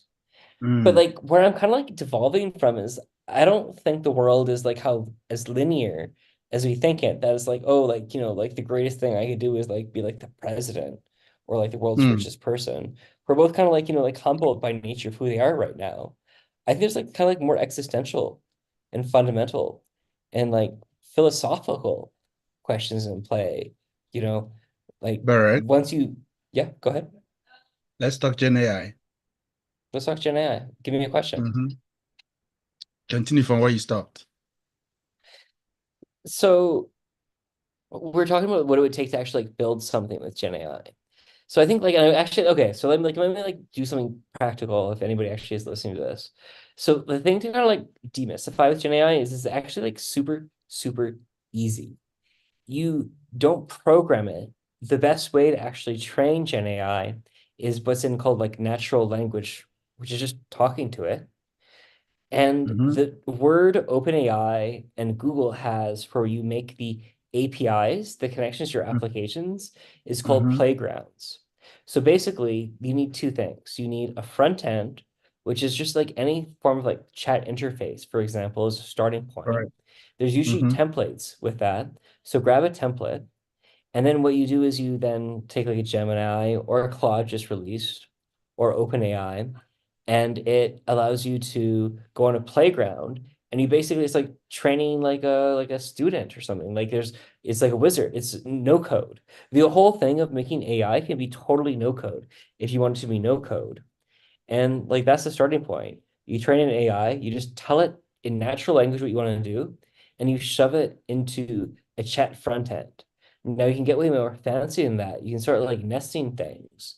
But I feel like the whole value proposition of Gen AI, or at least large language models from like a language processing perspective, what it can create, is that it can create words on demand.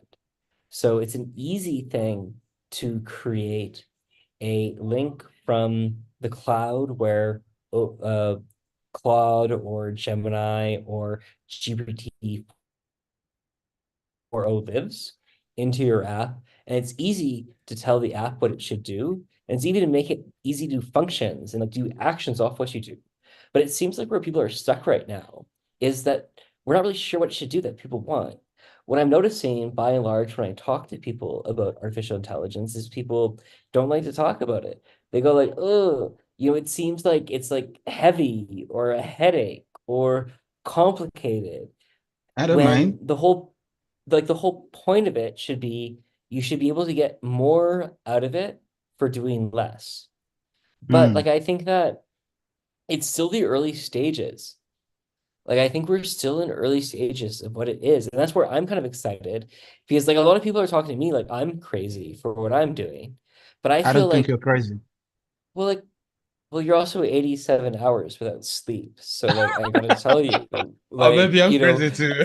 yeah, exactly. You're like, hello, hello, can you But like I feel like okay, obviously ChatGPT is ugly, right? Like they obviously don't care that much about the user interface. And this obviously a lot more to this one in front of us. And I had a real similar experience. Like I spent a lot of time, by the way, I spent a lot of time doing entrepreneurship in sub-Saharan Africa. And when I was doing entrepreneurship in North America, it was like always a race. And I think that's the mindset people are in right now, like the way their entrepreneurship works. It's a race. Like we gotta go fast, fast, fast, fast, fast. But that's because like it's almost like they already know the answers ahead of time.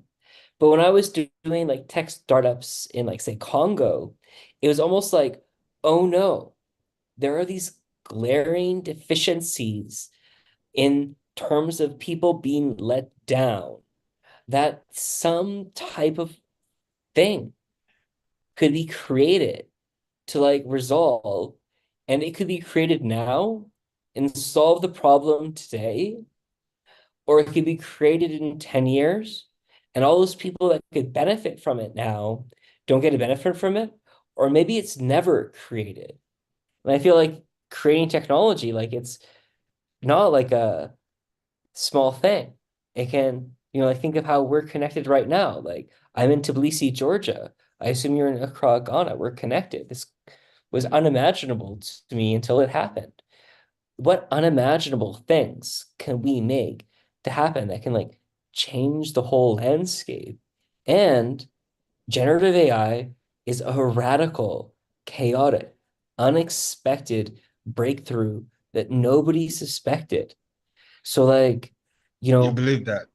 like I think back to like 70,000 years ago, where human beings were hunter-gatherers, and we used to like follow fire, right? And like Mm-hmm. before we could make fire ourselves, we would look for lightning, and we would like go, and then we'd like, like it was counterintuitive. We'd go to the storms, brave ourselves through this, because lightning would strike, and like the whole community, the whole tribe would go to get the fire and like save the fire and hold on to the fire. But then you have the fire. So first off is you protect the fire. You have like someone like, like the way you carry, you gotta walk around, front, middle, end. But then what do you do with a fire? Well, you use it for protection. You use it for light, of course. It's Mm-hmm. the evening. You stay up Mm-hmm. longer. You use it for protection. Animals come in the evening. You bring it around. You use it for warfare. You use it for hunting. People used to hunt by just burning a whole forest down. Animals would come out. But like all these things were unexpected. And this is like a normal thing in the history of breakthroughs. Like say X-rays. When X-rays first came out, they were all about circus. Like it was like going to the arcade.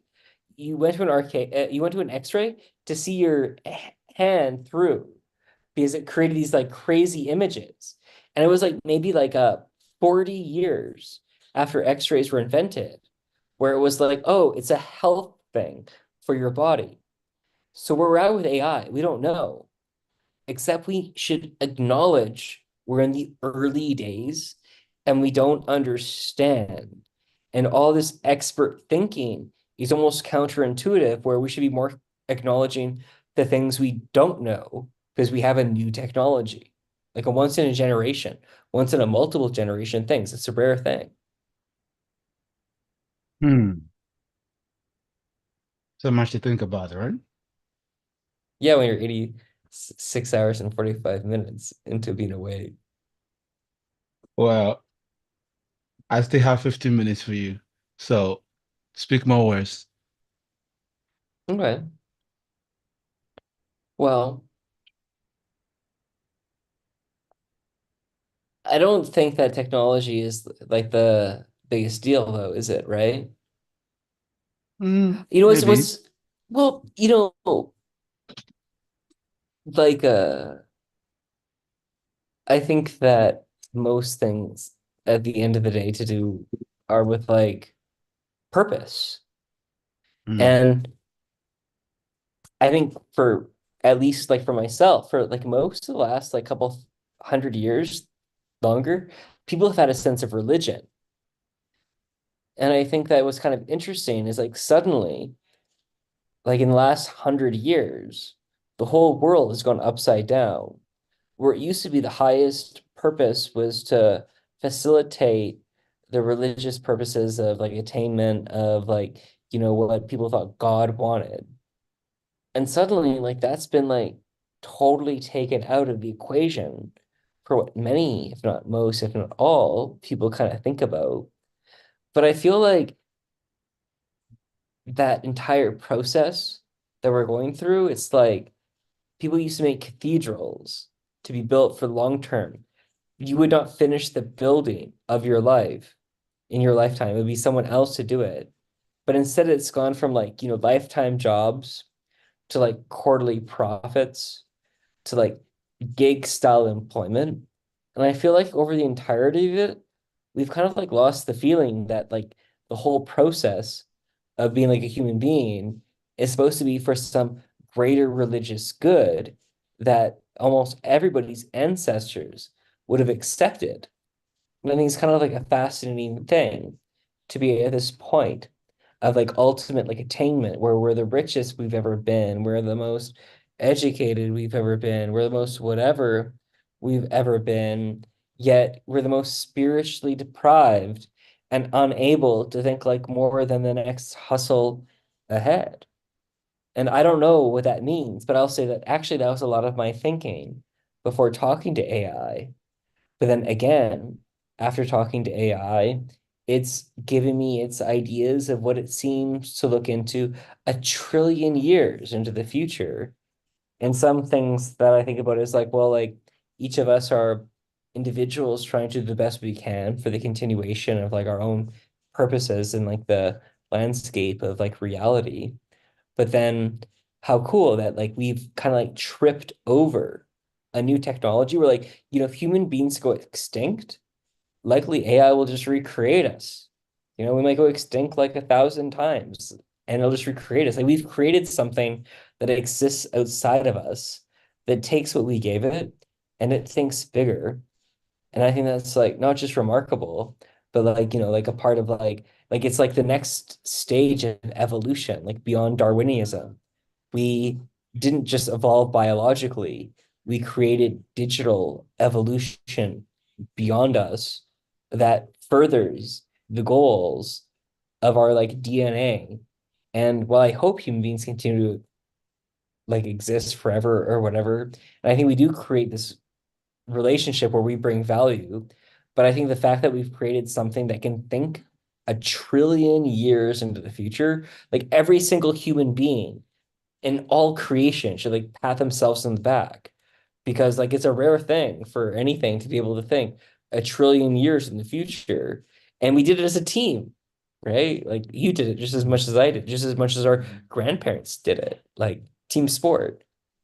Because ultimately our data was used in creation of the language model. Yeah. But also like, Okay. is that a bad thing? Like libraries, like you take a you create a community around a library historically, they'll like of course reflect the books that are in that library. We created an algorithm that reflected on the library of human intelligence and it reflects out. And it's like kind of, I Mm. think, better for it. Mm. Wow. Okay. We got 10 minutes left. Yeah. Okay. Do you want to What play would you two? want to use it to do? Do you want to play two truths, one lie? No. No? Okay. Mm-mm. Okay, I gotta send out. You're right. Let me use this time preciously. Yeah.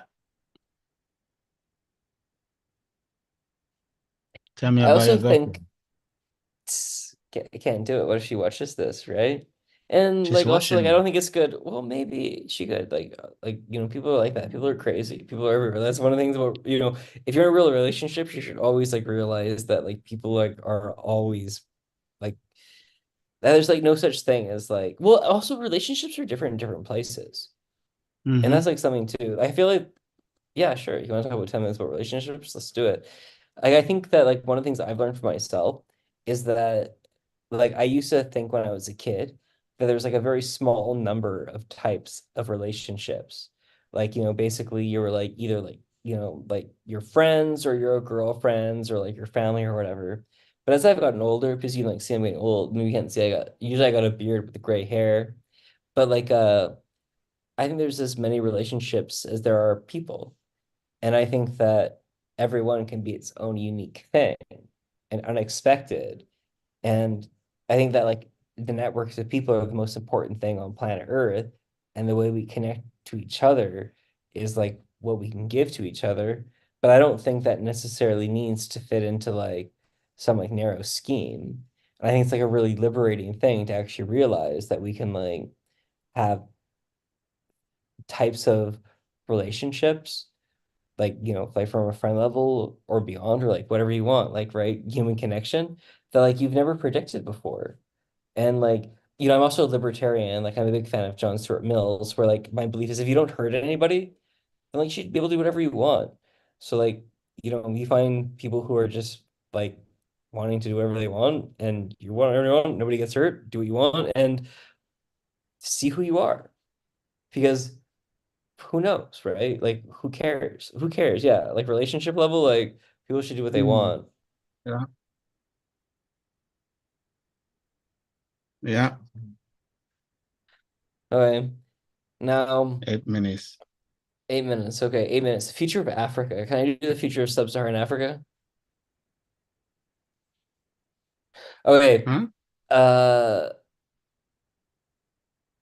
here's my theory of how Ghana can become one of the top 20 richest countries in the world in 20 years. No resources. Okay. First, Let's hear it. your English Let's hear it. speaking. That comes in handy immediately. Okay, I'm gonna be self-serving here because I can only predict it through my own limited lens. Now, you can't become the Stay focused. all this stock money and stuff in AI. Obviously, it needs some really huge breakthroughs, but like where are they coming from?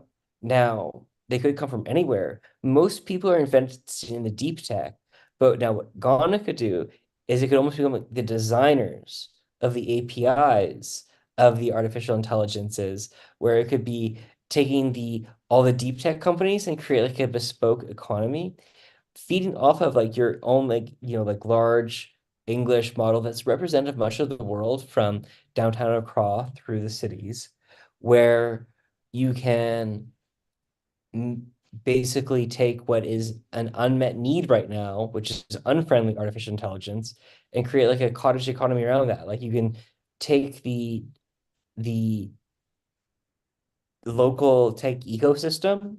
Okay, what you should do is take the local tech ecosystem and like leapfrog it, which I know is a negative word, but like leapfrog it to like where the next tech generation is. So the current tech generation that we're in is like generative AI, but the front end, the creation of the deep tech, where Ghana could become extremely successful is the front end, which would be like the Web 3 of AI, where you make it intuitive, nice to use, which is like unmet. And it could be anywhere in the world where this happens, but it hasn't happened yet, which is like a fascinating thing, right? Like many things haven't happened yet. So like it could Why? also happen in San Francisco. Well, it hasn't happened yet. Like, okay, like how many of your friends actually like use AI with fun, right? Like it hasn't happened yet where it hasn't happened. Like AI is still not nice enough to use. It should be really clean. Like how many people do you talk to who don't complain about AI, who say it's perfect, who say it adds? AI is still more in its fad phase. It's like, like, oh, it's cool, magic trick. But like it needs to be a tool where it's like a calculator where you type it in and it comes out. And understanding what it's good for. So right now it's like a calculator people are playing around with, but they don't know what to input or what to output. Whoever thinks of how to like do the inputs and outputs is going to be able to make AI make people like it more. Okay. Maybe you? Well, like maybe me. Like, yeah, I think like I'm trying hard at it, to be honest. I'm like I'm not trying to be doing anything crazy. What I'm doing is like watching a lot of behavior. Like a big thing we've done has been instead of having the person be in charge, we've tried to make the AI in charge because the AI is cognitively responsible enough to take the lead. So, like, instead of you going like, "Hey AI, what can you do?" That's like Aladdin and Genie and like rub the magic lamp and what comes out. But instead, the AI comes to you and goes like, "Hey, who are you? What do you want? What are your goals? Oh, you got a business. What do you want to do with your business? What what's the problems? Where are you at? What do you want to do? What's the purpose? And like having the AI just take the charge takes changes the entire experience. And like that's like a Well, small thing, but maybe it's a big thing. Like I think that like it's like a fun phase we should be in because it's like a phase that we weren't in previously. It's a new technology. It's like the internet. anyway, What do we do with it? Okay, you gotta hop. well, let's continue next time, huh? Hey, yeah, congratulations, by the way. I sincerely hope you Thank get this you. world record, and I think you're doing an incredible thing. I think you're doing an incredible thing too, just by showing your own resourcefulness and Mm. creating an opportunity like this for yourself. And I think that you deserve a lot of praise for what you're doing Thank you, because Barry. it's easy to talk about things, but oh my God, here you are doing it. And I think you've already succeeded. And the fact that you're still doing it makes me respect you all the more. And also like point of inspiration that I gotta reflect on after this. Anyways, Thank you so much. Next week, sure. let's talk Sure. again. Huh? Sure. Always around. Okay.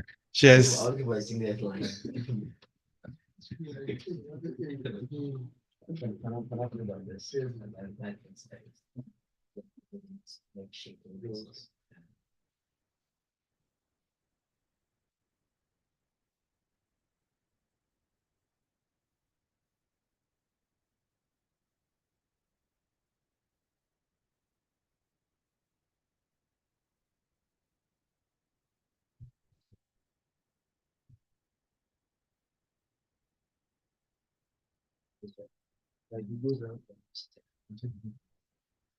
My man. My man. Congrats. Thank you. Thank you so much. How's it going? Good to see you again. Yeah. That was EcoBank, the last one, 2019. Yeah, it has been. Everybody's been busy, so. I know, right? Yeah, I have to be busy. Storytelling and innovation. How did you enjoy, my friend?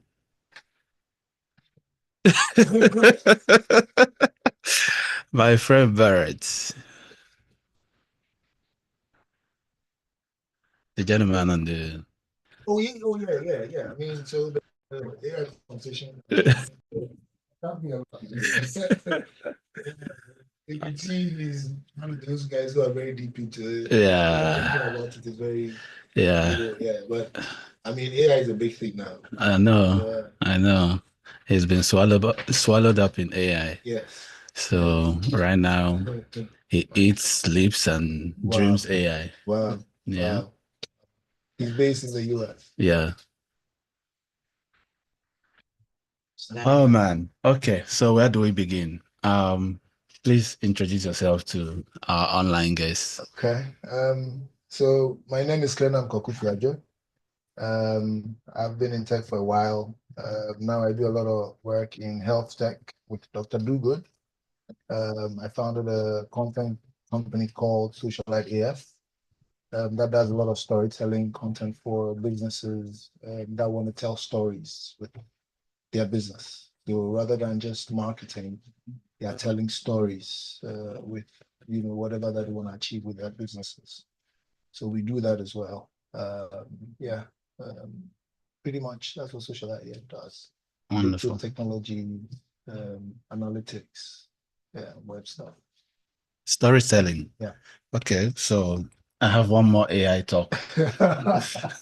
Let's not talk about AI. Oh man. After I talk like that, I don't think I can even talk about AI. The guy is so smart. Yeah. Yeah. Okay, so as a startup, what are startups missing about storytelling? Let's begin from there.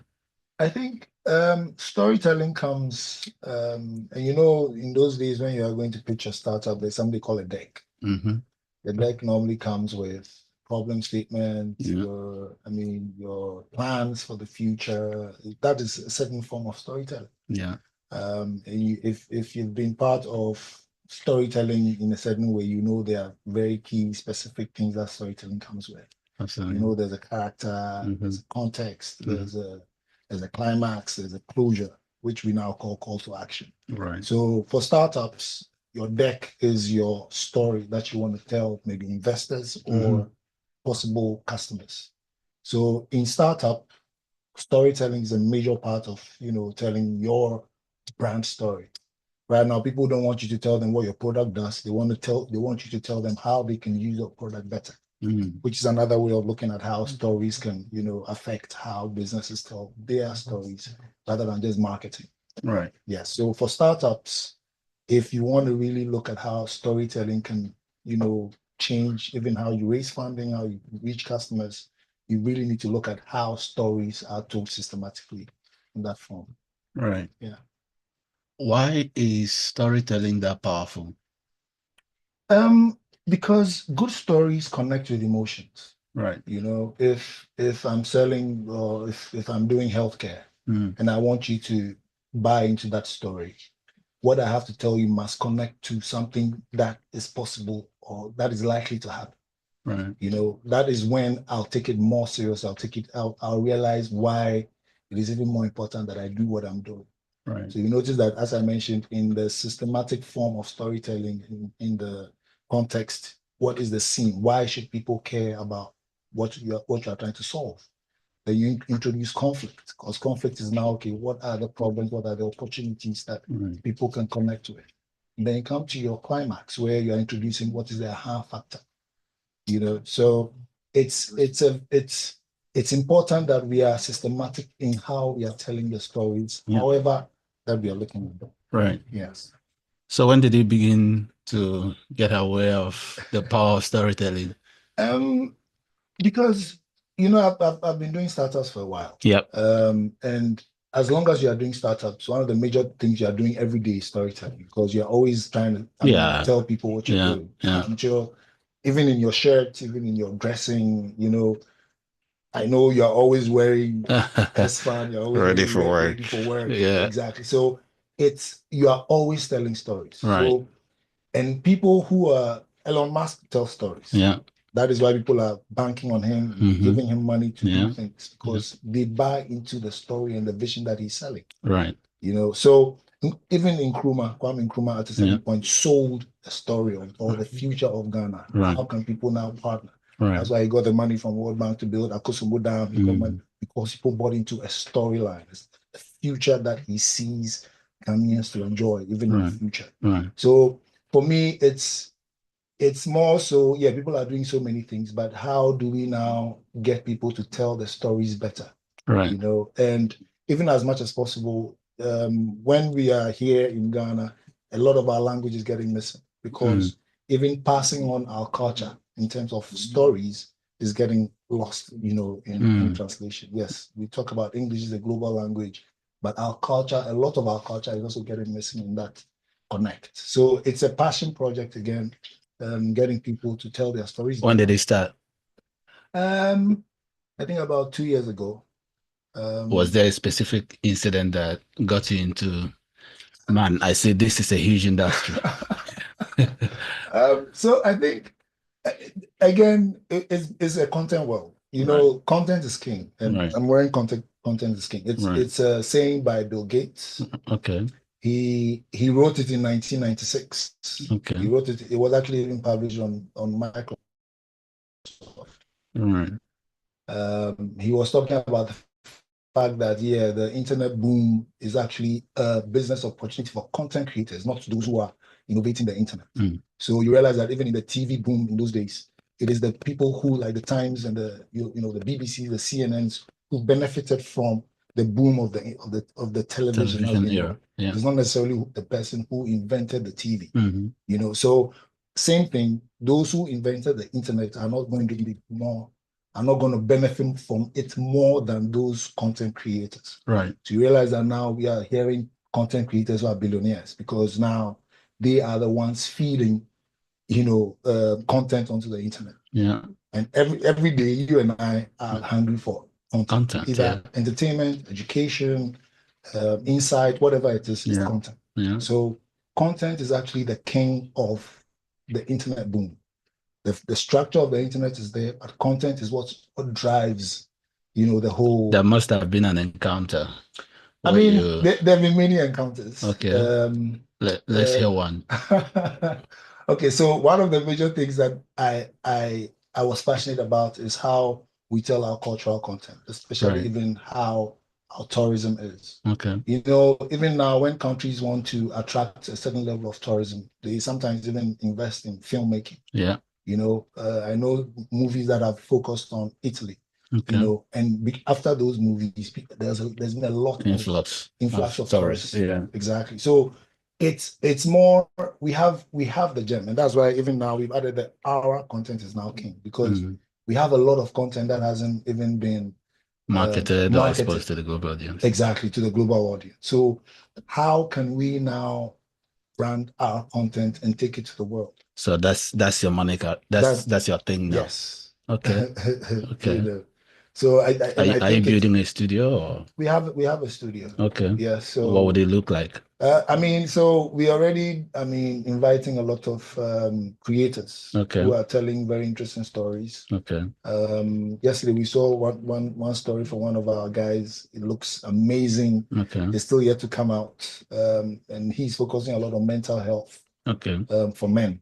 Right. You know, so it's again, how do we use? Because now even the way we consume content has changed. Right. In those days, they'll tell you, okay, if you want to hide something from a black man, put it in a book. But Yeah. now we have The book is ours now. Exactly. Now we have digital. Yeah. You know, so we can't be hidden. We can't be hiding from the marketplace of content. We have to put our content out there. So for you, would it be you own the platform, get the guys to do whatever they want to do in it, create content, and then you take percentage? So say content studio for music academy or content factory, owned, managed, employed. Okay, so it's more of interest in what we want to do. Is either you are renting the space or we are interested in your content. So now the space is your space. Okay. Because it's not every type of content that we are interested in. Right. It can come in as business, yes, fine. What are you interested in? Again, I'm interested in stories that are telling more stories about the culture, right? The originality of and stories that brand Africa or Ghana well to the global market. Feature film, animated content, illustration, whatever it is. Yes. Okay. Yes. So even what Letty Arts is doing, what Animax FYB they're doing, all those are all content, strategies that we are interested in. Okay. Exclusively entertainment. Not exclusive. I mean, there's governance. Okay. Even how governance, affects the citizens. Right. Is content. Okay. Election is coming up. How are people even gonna, react to the election period? Right. It's content. And it's all being told to the world. America is a good storytelling nation. Yeah. They can brand anything and market anything to the world, and they'll buy it. So how do we here now also brand our content, brand our culture, brand our systems to the world? Okay. So that's the passion. So what's the story that you're telling about the studio? Well, the story from the studio is that, there's a lot of things around us. Yeah. There's a lot of opportunity, and yes, of course, there are challenges, but we like to focus on the opportunities that are available. Yeah. Yes, if you want to talk about challenges, we can talk for 365 days. Absolutely. If we don't talk about solution, it will just be problems. It will just be challenges. Yeah. So now, how do we, concentrate on the strengths that we have, the opportunities that are available as well, to tell that story to the world. So for us, the studio, and now a lot of people, even Idris Elba was in Ghana, he says he wants to start a studio because they know what's happening. Exactly. They know the originality on the continent. And it's not, you don't see it much. It's not by chance. It's not by chance. You don't see much. If you go to Kumasi, you go to Volta region, there's a lot of rich content.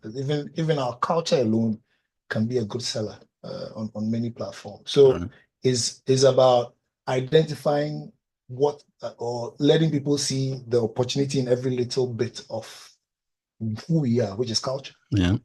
So that is the story for the studio. Okay.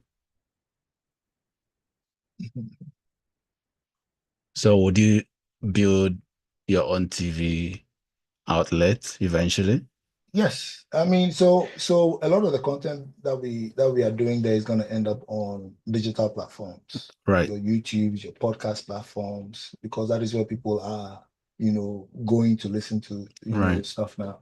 I don't remember the last time I even tuned into traditional TV. Oh no, those ones are dead. Go on there, yeah. I'm going to either YouTube to listen to something, or I'm going to Spotify to listen to a podcast or something. I hardly now go to TV to watch traditional TV. Yeah. So if you want to reach the multitudes in the world, I think digital is the best place to be. Absolutely.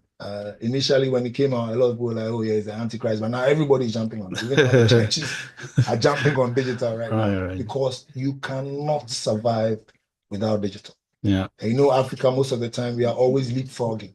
We don't necessarily spend the time to max out any age. If you look at what happened with mobile money, it started in Kenya. I mean, in Ghana, it came, and everybody within a few years, it quadrupled. The numbers have quadrupled. Now, most of money transactions are on mobile money, not even the banks anymore. Yeah. When the AI age and everything happened, now we haven't even fed the systems without information, but we have to jump now to AI. So now, even when you want to query AI for African content or African contextualized content. You hardly find because AI doesn't know much about our content. Yeah, there is no LLM from from this part of the world. So it's a concern because very soon our kids won't find anything about our culture. Well, I had a conversation. One of my speakers from yesterday. People are thinking though, yeah, and it might not take as much time as we thought. Yes. Yeah. Yes. I mean that's true, but we cannot also wait to do it later. Yeah. Yes. Yeah. Today I was having a conversation with somebody who seemed to know a lot about Ghanaian history. I was like, so if I want to read about this, where would I go? And he was like, oh, he read it in some book. He doesn't remember the title. Saw it in the museum. I'm like, okay, so I want to really read this history that you're telling me right now. Don't be surprised. Some guys are cataloging all of those things already. Training AI on them. Yes. Yeah. Yes. So yes. People are working really. People are working. Yeah. People are working. And it also feeds into the point where because we are not telling our stories, other people are telling our stories. Absolutely. That's the thing. That's the thing. Because even today I heard the patent for the aeroplane was initially by a black man. But because of course, so the first patent was actually in a black man's name. But I mean, out of storytelling and things getting missing in translation and it's now in the name of a white man. So it's something we really need to take seriously because then we might lose, a lot of our heritage. Right. Yeah. Okay. So you build a studio and whoever comes in does good work, you retain or you buy their content. What is the strategy? So we have distribution. Okay. So now whoever comes into our studio gets the distribution power. Okay. Because what is distribution power? Where you are not just creating content for the fun of it, you are monetizing content. Because a lot of people create content in Ghana. Are you going to hire them like your talent? They create. Some of them we would. Okay. Some of them we would, but a lot of people don't know how to monetize. They think that okay, if I create and I just post on TikTok will send me a check. So you invest in them to create? Exactly. Okay. Have the systems where people can now monetize. Even a lot of musicians put their music out, they don't even know how to monetize the music. Right. It's all a concern. So it's a full service studio where you're coming to a space, you're getting your content out, you're making money from your content, and then going from then on. So it's a content factory, not necessarily content studio. Well, content factory, content studio. I mean, yeah, whichever one that. Yeah. Yeah. I saw it something like that, but TikTok in China. Yes. So they have different booths where people are creating content in different forms. I think I've also seen that. Yeah, I've seen that. Yeah. So something similar, but not as full blown as that. Yeah. We have a podcast studio, we have a photo studio, we have an audio studio as well. Right. We have a sitting area, a co-working place for creators. You should come have a look at this. Yeah, I should. I should. You should come. I have to. Where is it located? In Asylum Down. Okay. Yeah. Let's see, November. Yes. After you won the. Yeah. I hope you're having a party after this. Oh yeah, when I get my certificate. Yeah. I should have a party. Absolutely. It's so much fun, but it's also an act of discipline because I've never done anything like this in my Yeah. life. I've only stayed awake only 24 hours. And I like my sleep. Yeah. Yeah. You know, the first day, I almost fell down. Really? Yeah. Wow. I almost quit. But now, Oh, now my body is getting yeah, getting used used to to it. yeah. Yeah. But did you do any Oh, yeah, exercise of before? course. I had to train Yes. and then pray and eat as healthy as I can. Not that I ate overly healthy, but you know. It's a good thing. And I like the fact that you're tying it to a cause. Yeah. I mean, people getting education is one of the biggest things we can do for Absolutely. the youth. So I love what you're doing. Thank you. And I'm praying that you win. In fact, I know you win. Thank you. Yeah. Right now, we've broken the record already. Yeah, I know. But I need to take it to a point. To the point where when somebody wants to break his heart, they will suffer. They will struggle a little bit. No, I know. Yeah, that's good. That's good. That's good. That's good. And I'm happy that you're doing this in Ghana. Yeah. Yeah, I like Ghana, so wow. But how has fun been so far? We're growing. We're working. Okay, so have you seen Ready for Work? Yes, I have. Okay, that's what we've been working on. Yeah, it's been a lot of work. So let's see, maybe we'll relaunch it again and let's see. Yeah. It's been a lot of work, you know.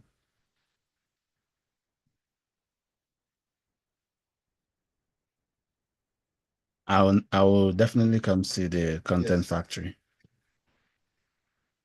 Should come see it. Yeah. I think it will work. Yeah.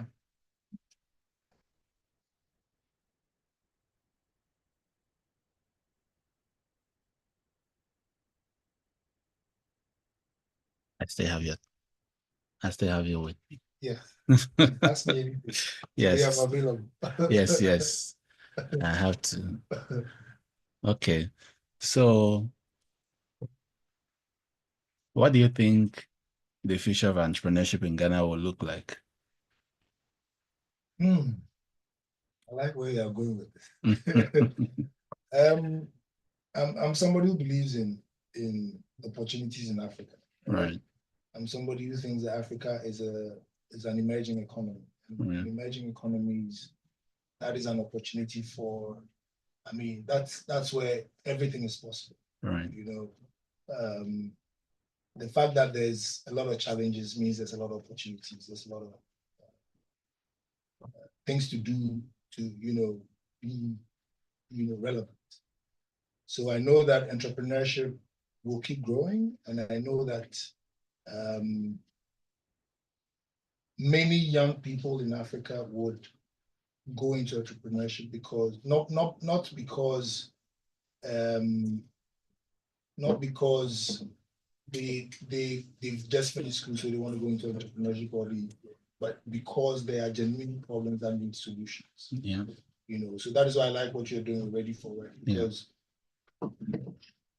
finishing school doesn't mean that you're ready for work. Yeah. Sometimes people need to be upskilled, right. And even our education here also doesn't put people at certain levels. So getting them ready for work, not necessarily even just working for somebody, but also running their own business. Yeah, whatever they want to do with their life. Exactly, they're able to do. So entrepreneurship is yawning at the youth. Right. There's a lot of opportunities that people can, cling on to, even in entertainment, in content. Yeah. I know people who are making money from major content. Yeah. Even when it comes to sports, there's a lot of opportunity in sports. We don't take seriously here, but there's a lot of opportunity in sports. There's a lot of opportunity in almost everything is possible here, because again, it's an emerging economy. Yeah. Everything is possible. A lot of things are possible. Yes, you can talk about the challenges, but I always see challenges as opportunities for people to solve. Absolutely, yeah. Wonderful. So, I think entrepreneurship is we should even be training more people in entrepreneurship. Yeah. Because being an entrepreneur is not just about calling yourself an entrepreneur. Yeah. It's a lot of days of hard work, you alone, and that's why even we are at Dr. Big, we are planning mental health programs for founders, because I mean, running or leading a team to achieve, it's not an easy thing. It's not. It's not an easy thing. Especially, I always say that communicating vision is a big thing. Where you have a vision, you are trying to get people to buy into that vision. It's not an easy thing. And it's only people who, again, storytelling, are able to pass on that story to a team to believe in that dream and work with you to achieve. So entrepreneurship is a big thing that needs to really be taught. And good entrepreneurs can be born, but also good entrepreneurs can be taught. Any body of knowledge can be communicated. Yes. And the beautiful thing, again, my theory, I feel like entrepreneurship has gotten to a point where it's no longer about start a business, make money. It's about ownership of your career direction in whatever context you want to operate from. Whether you want to manage MTN, whether you want to be your own, whatever it is, then the principles of ideation, productization, marketing, and balance sheet strategies and all that. Exactly. And back in the day when they become a founder was so I used to ask myself, if someone like Selamade ever closes from work, will he feel worse of himself because he's not the founder? And yeah, and that's another thing too. People assume that, or people normally hear people say that, oh, be an entrepreneur, but not everybody has to be an entrepreneur. Some are going to be owners. Yes. Some are going to be the ones that take the thing to the next dimension. Yes. The owner might not even know how to drive the thing. Yep. But the operator is the one who knows how to drive.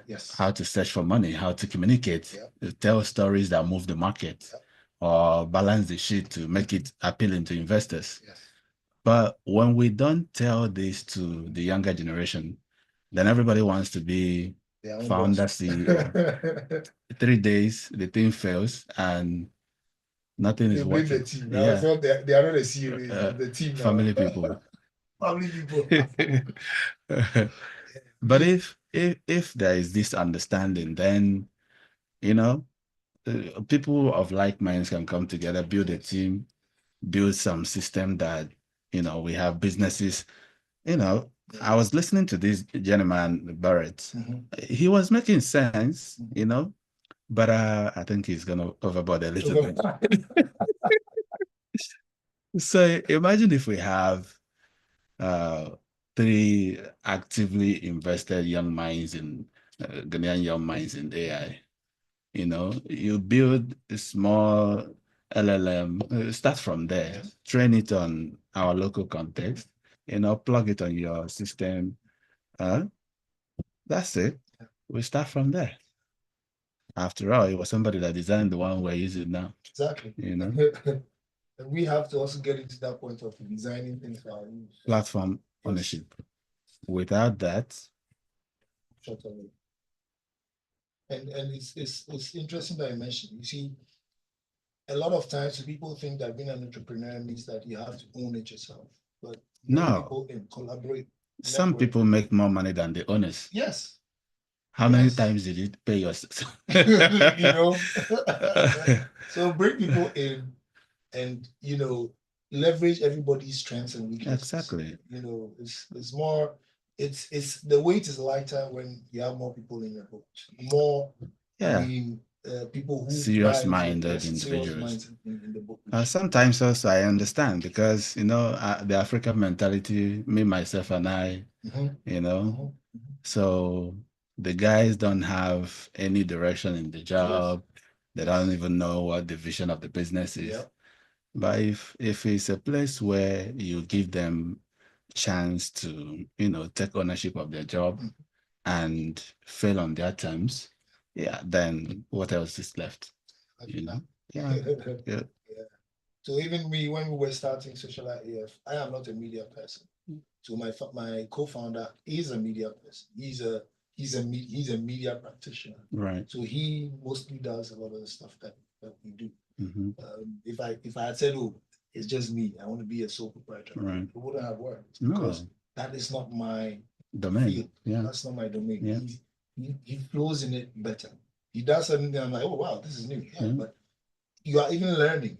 Yeah. So it's always good to know how to bring the right people into an idea to Yeah. make it work. Yeah. And I think that needs to be really hammered into the minds of people. That you don't have to own 100% of nothing. It's better to own even 20% of something that is working. Exactly. Yeah. I mean, you understand this thing, so you understand this thing. My goal is to look for the best and brightest. The only problem I've had in the past is, when you trust people and you give them leeway, they start misbehaving. Yeah. But I'm more interested in getting the brightest young minds, and we build a digital platform that would surprise many, because I mean we can do it. Yeah. We can do it. Very possible.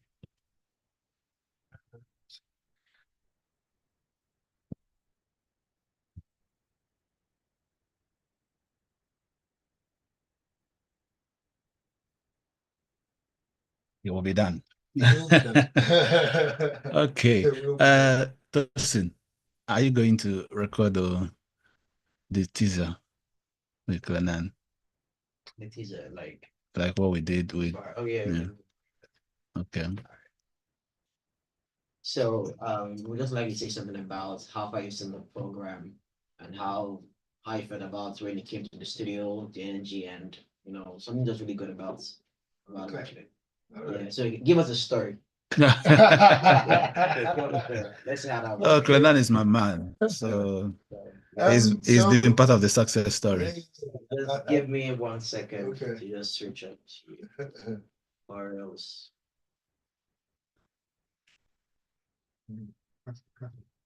Okay. Thank you.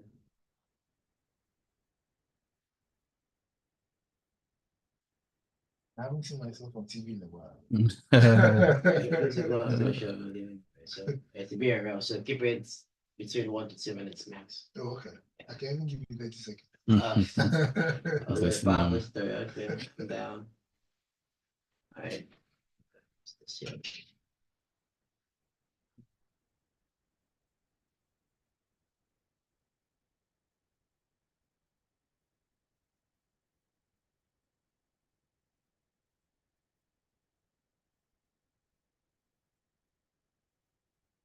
Say hello.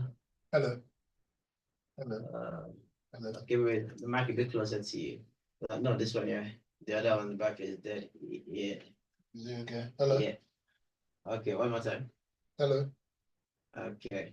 Sounding better now. Hello.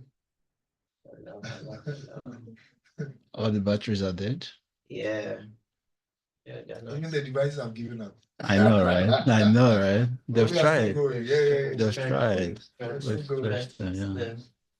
Then pretty much. Let me just switch the one down there. This should be the big, yeah. Like it easier. Okay. Thank you. Like this in circles. Implant for this.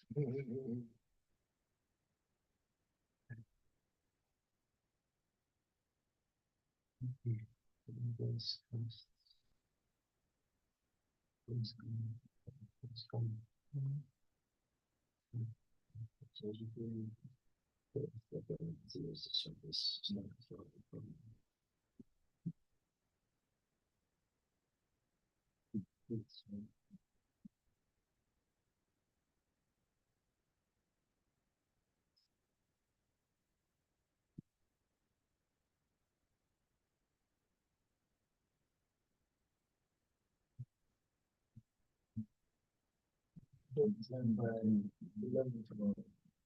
Oh, okay. Yeah. All right.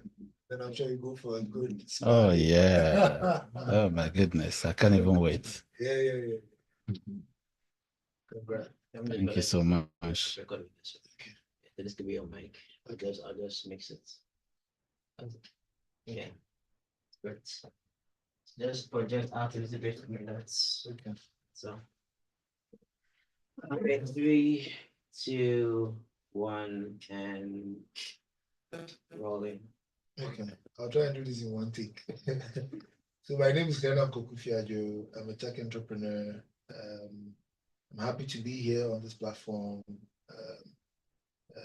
Being on the platform with Tom, Chris, person I've known for a very long time, doing amazing work with SFAM, with Ready for Work. I mean, readying young people, for work, entrepreneurship. I've known him for a very long time, so I know that he's very passionate about the topic, and I like the fact that this is tied towards that cause of, helping about 100 people get education, get upskilling opportunities with his platform. So I support his platform, and I encourage anybody else who's out there to support the platform as well. And I'll say congrats to him. I know we've won it already. I'm just waiting for the party. So congrats, Tom. Thank you. Thank you so much. My man. Thank you. I hope I did it well. Oh, yeah. Yeah, senior man. I have a media person I as can my say every partner, so Yeah. he grooms me a lot. Right. All right. Yeah. That's great.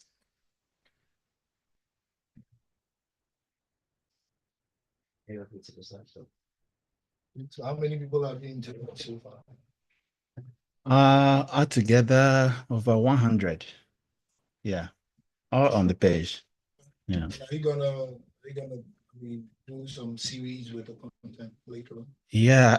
So project manager, I am really hoping that he gives me good representation of, yeah. So I think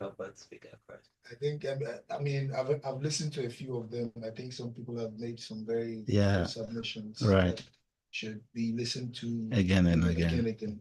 Did you watch the man from yesterday? The No. UX guy? No, I didn't. Oh, he was so good. Yeah. Darren Hood. Yeah.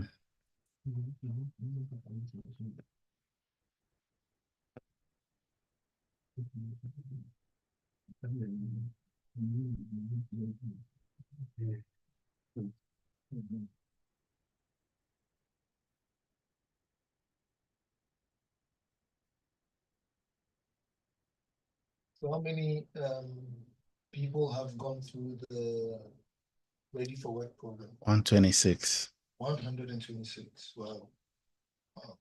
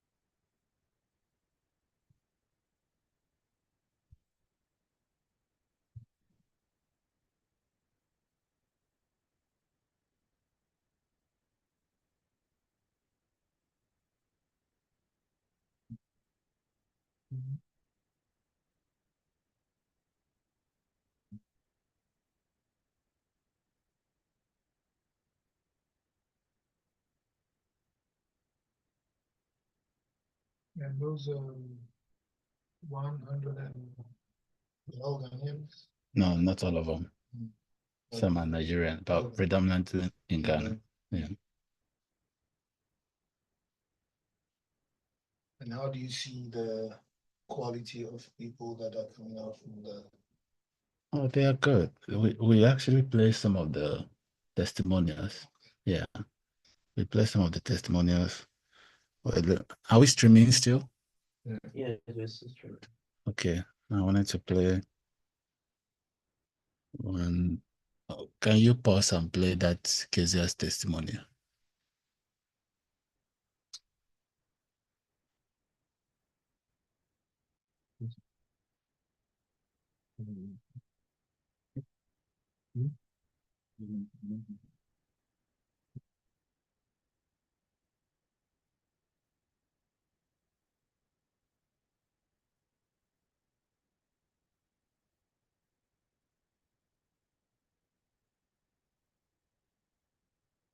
No, not this one. The case study.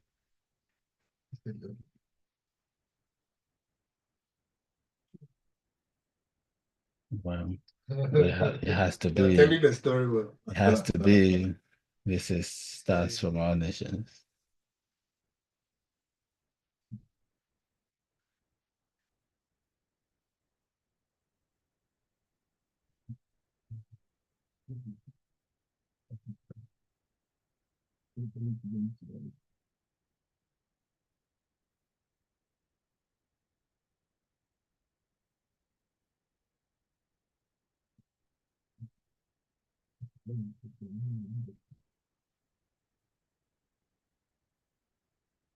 Did you know? Yeah. Come again?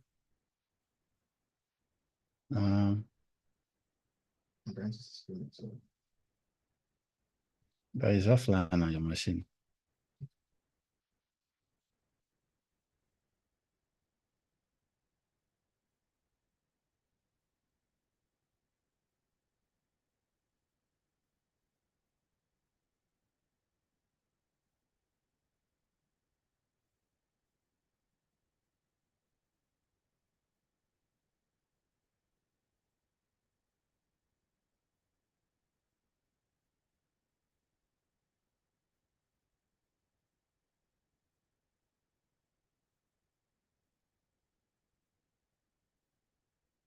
Now listen it.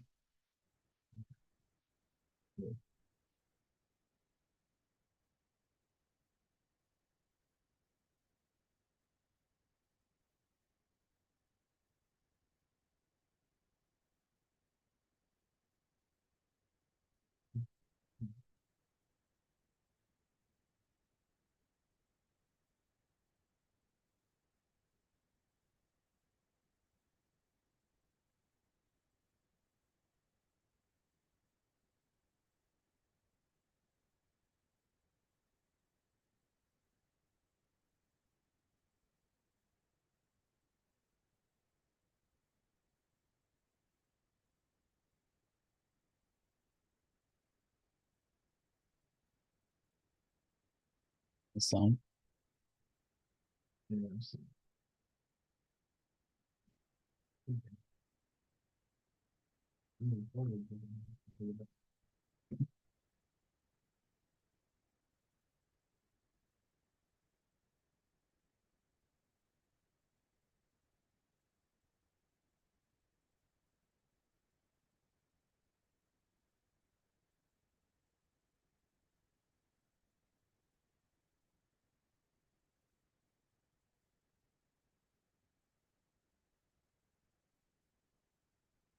Did you know that 1 in every 4 young Ghanaians, representing 1.5 million persons between 15 and 24 years, were not engaged in education, employment or training during the third quarter of 2022? Aware of the rising youth unemployment caused in part by a chasm between education and industry demands, Stars from All Nations, SFAN, launched the pioneering Ready for Work Digital Career Accelerator to leverage AI and machine learning in equipping entry-level job seekers and early career professionals with in-demand digital skills so they can become of higher value when looking for gainful and meaningful work. Kezia Owusu-Aku is one of the participants in Ready for Work Cohort 4. Listen as she tells her story. As an artist, I needed creative ways to generate income to support my practice. I came across Ready for Work Digital Accelerator powered by SFAN. The Ready for Work lessons were simple and easy to learn. My expertise in digital marketing improved tremendously. Ready for Work did not only provide me with in-demand digital skills, but I developed confidence in myself to take on the corporate role and be acting at the same time. Lessons in employee ethics, how to be a productive asset, and community building. These were the most important lessons for me that I learned. And I carried this with me wherever I went. Thanks to Ready for Work, I am now the operations advisor at the African Art Hub UK. I've been here for about 7 to 8 years now. We got really close about 4 years ago, and it has been a very amazing experience for me. The dedication to work and details is very excellent. Kisa is one person that if the ideas are no idea, I just give her a call. She's there to share her ideas and opinions. Her professionalism to work as a curator and mentor, an artist herself, and it's been exceptional. And I'm really honored and grateful to know her. SFAN is on a bold mission to unlock the potential of Africa's young geniuses. SFAN believes that young people are smart, and if given the skills and opportunities to engage the real world, magic will happen. Kezia is one case study of the transformative impact of SFAN's work in Ghana through Ready for Work.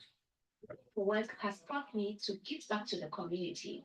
I am currently running an international mentorship program for artists, which already hosts 13 participants from all around the world. Visit readyforwork.africa to learn more.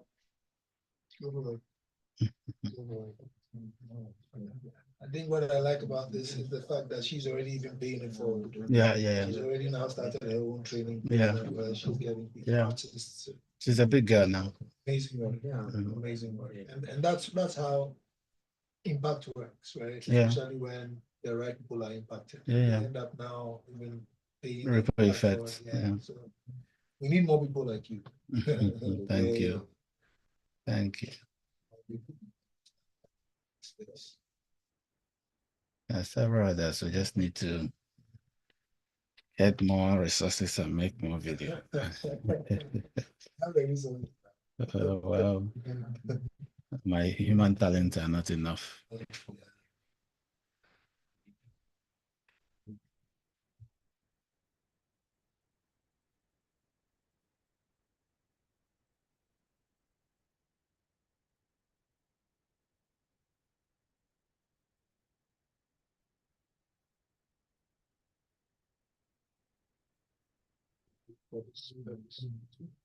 So when I moved in, there was a television studio that was here before. Yeah.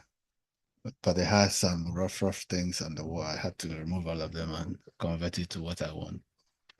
So, but I think I made a little mistake with this one because it doesn't have native speaker.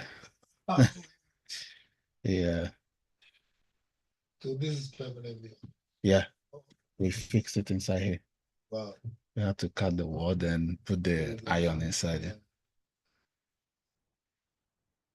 Is that what gave you the motivation to do this? Well, you know, when I didn't have cash and I'm like,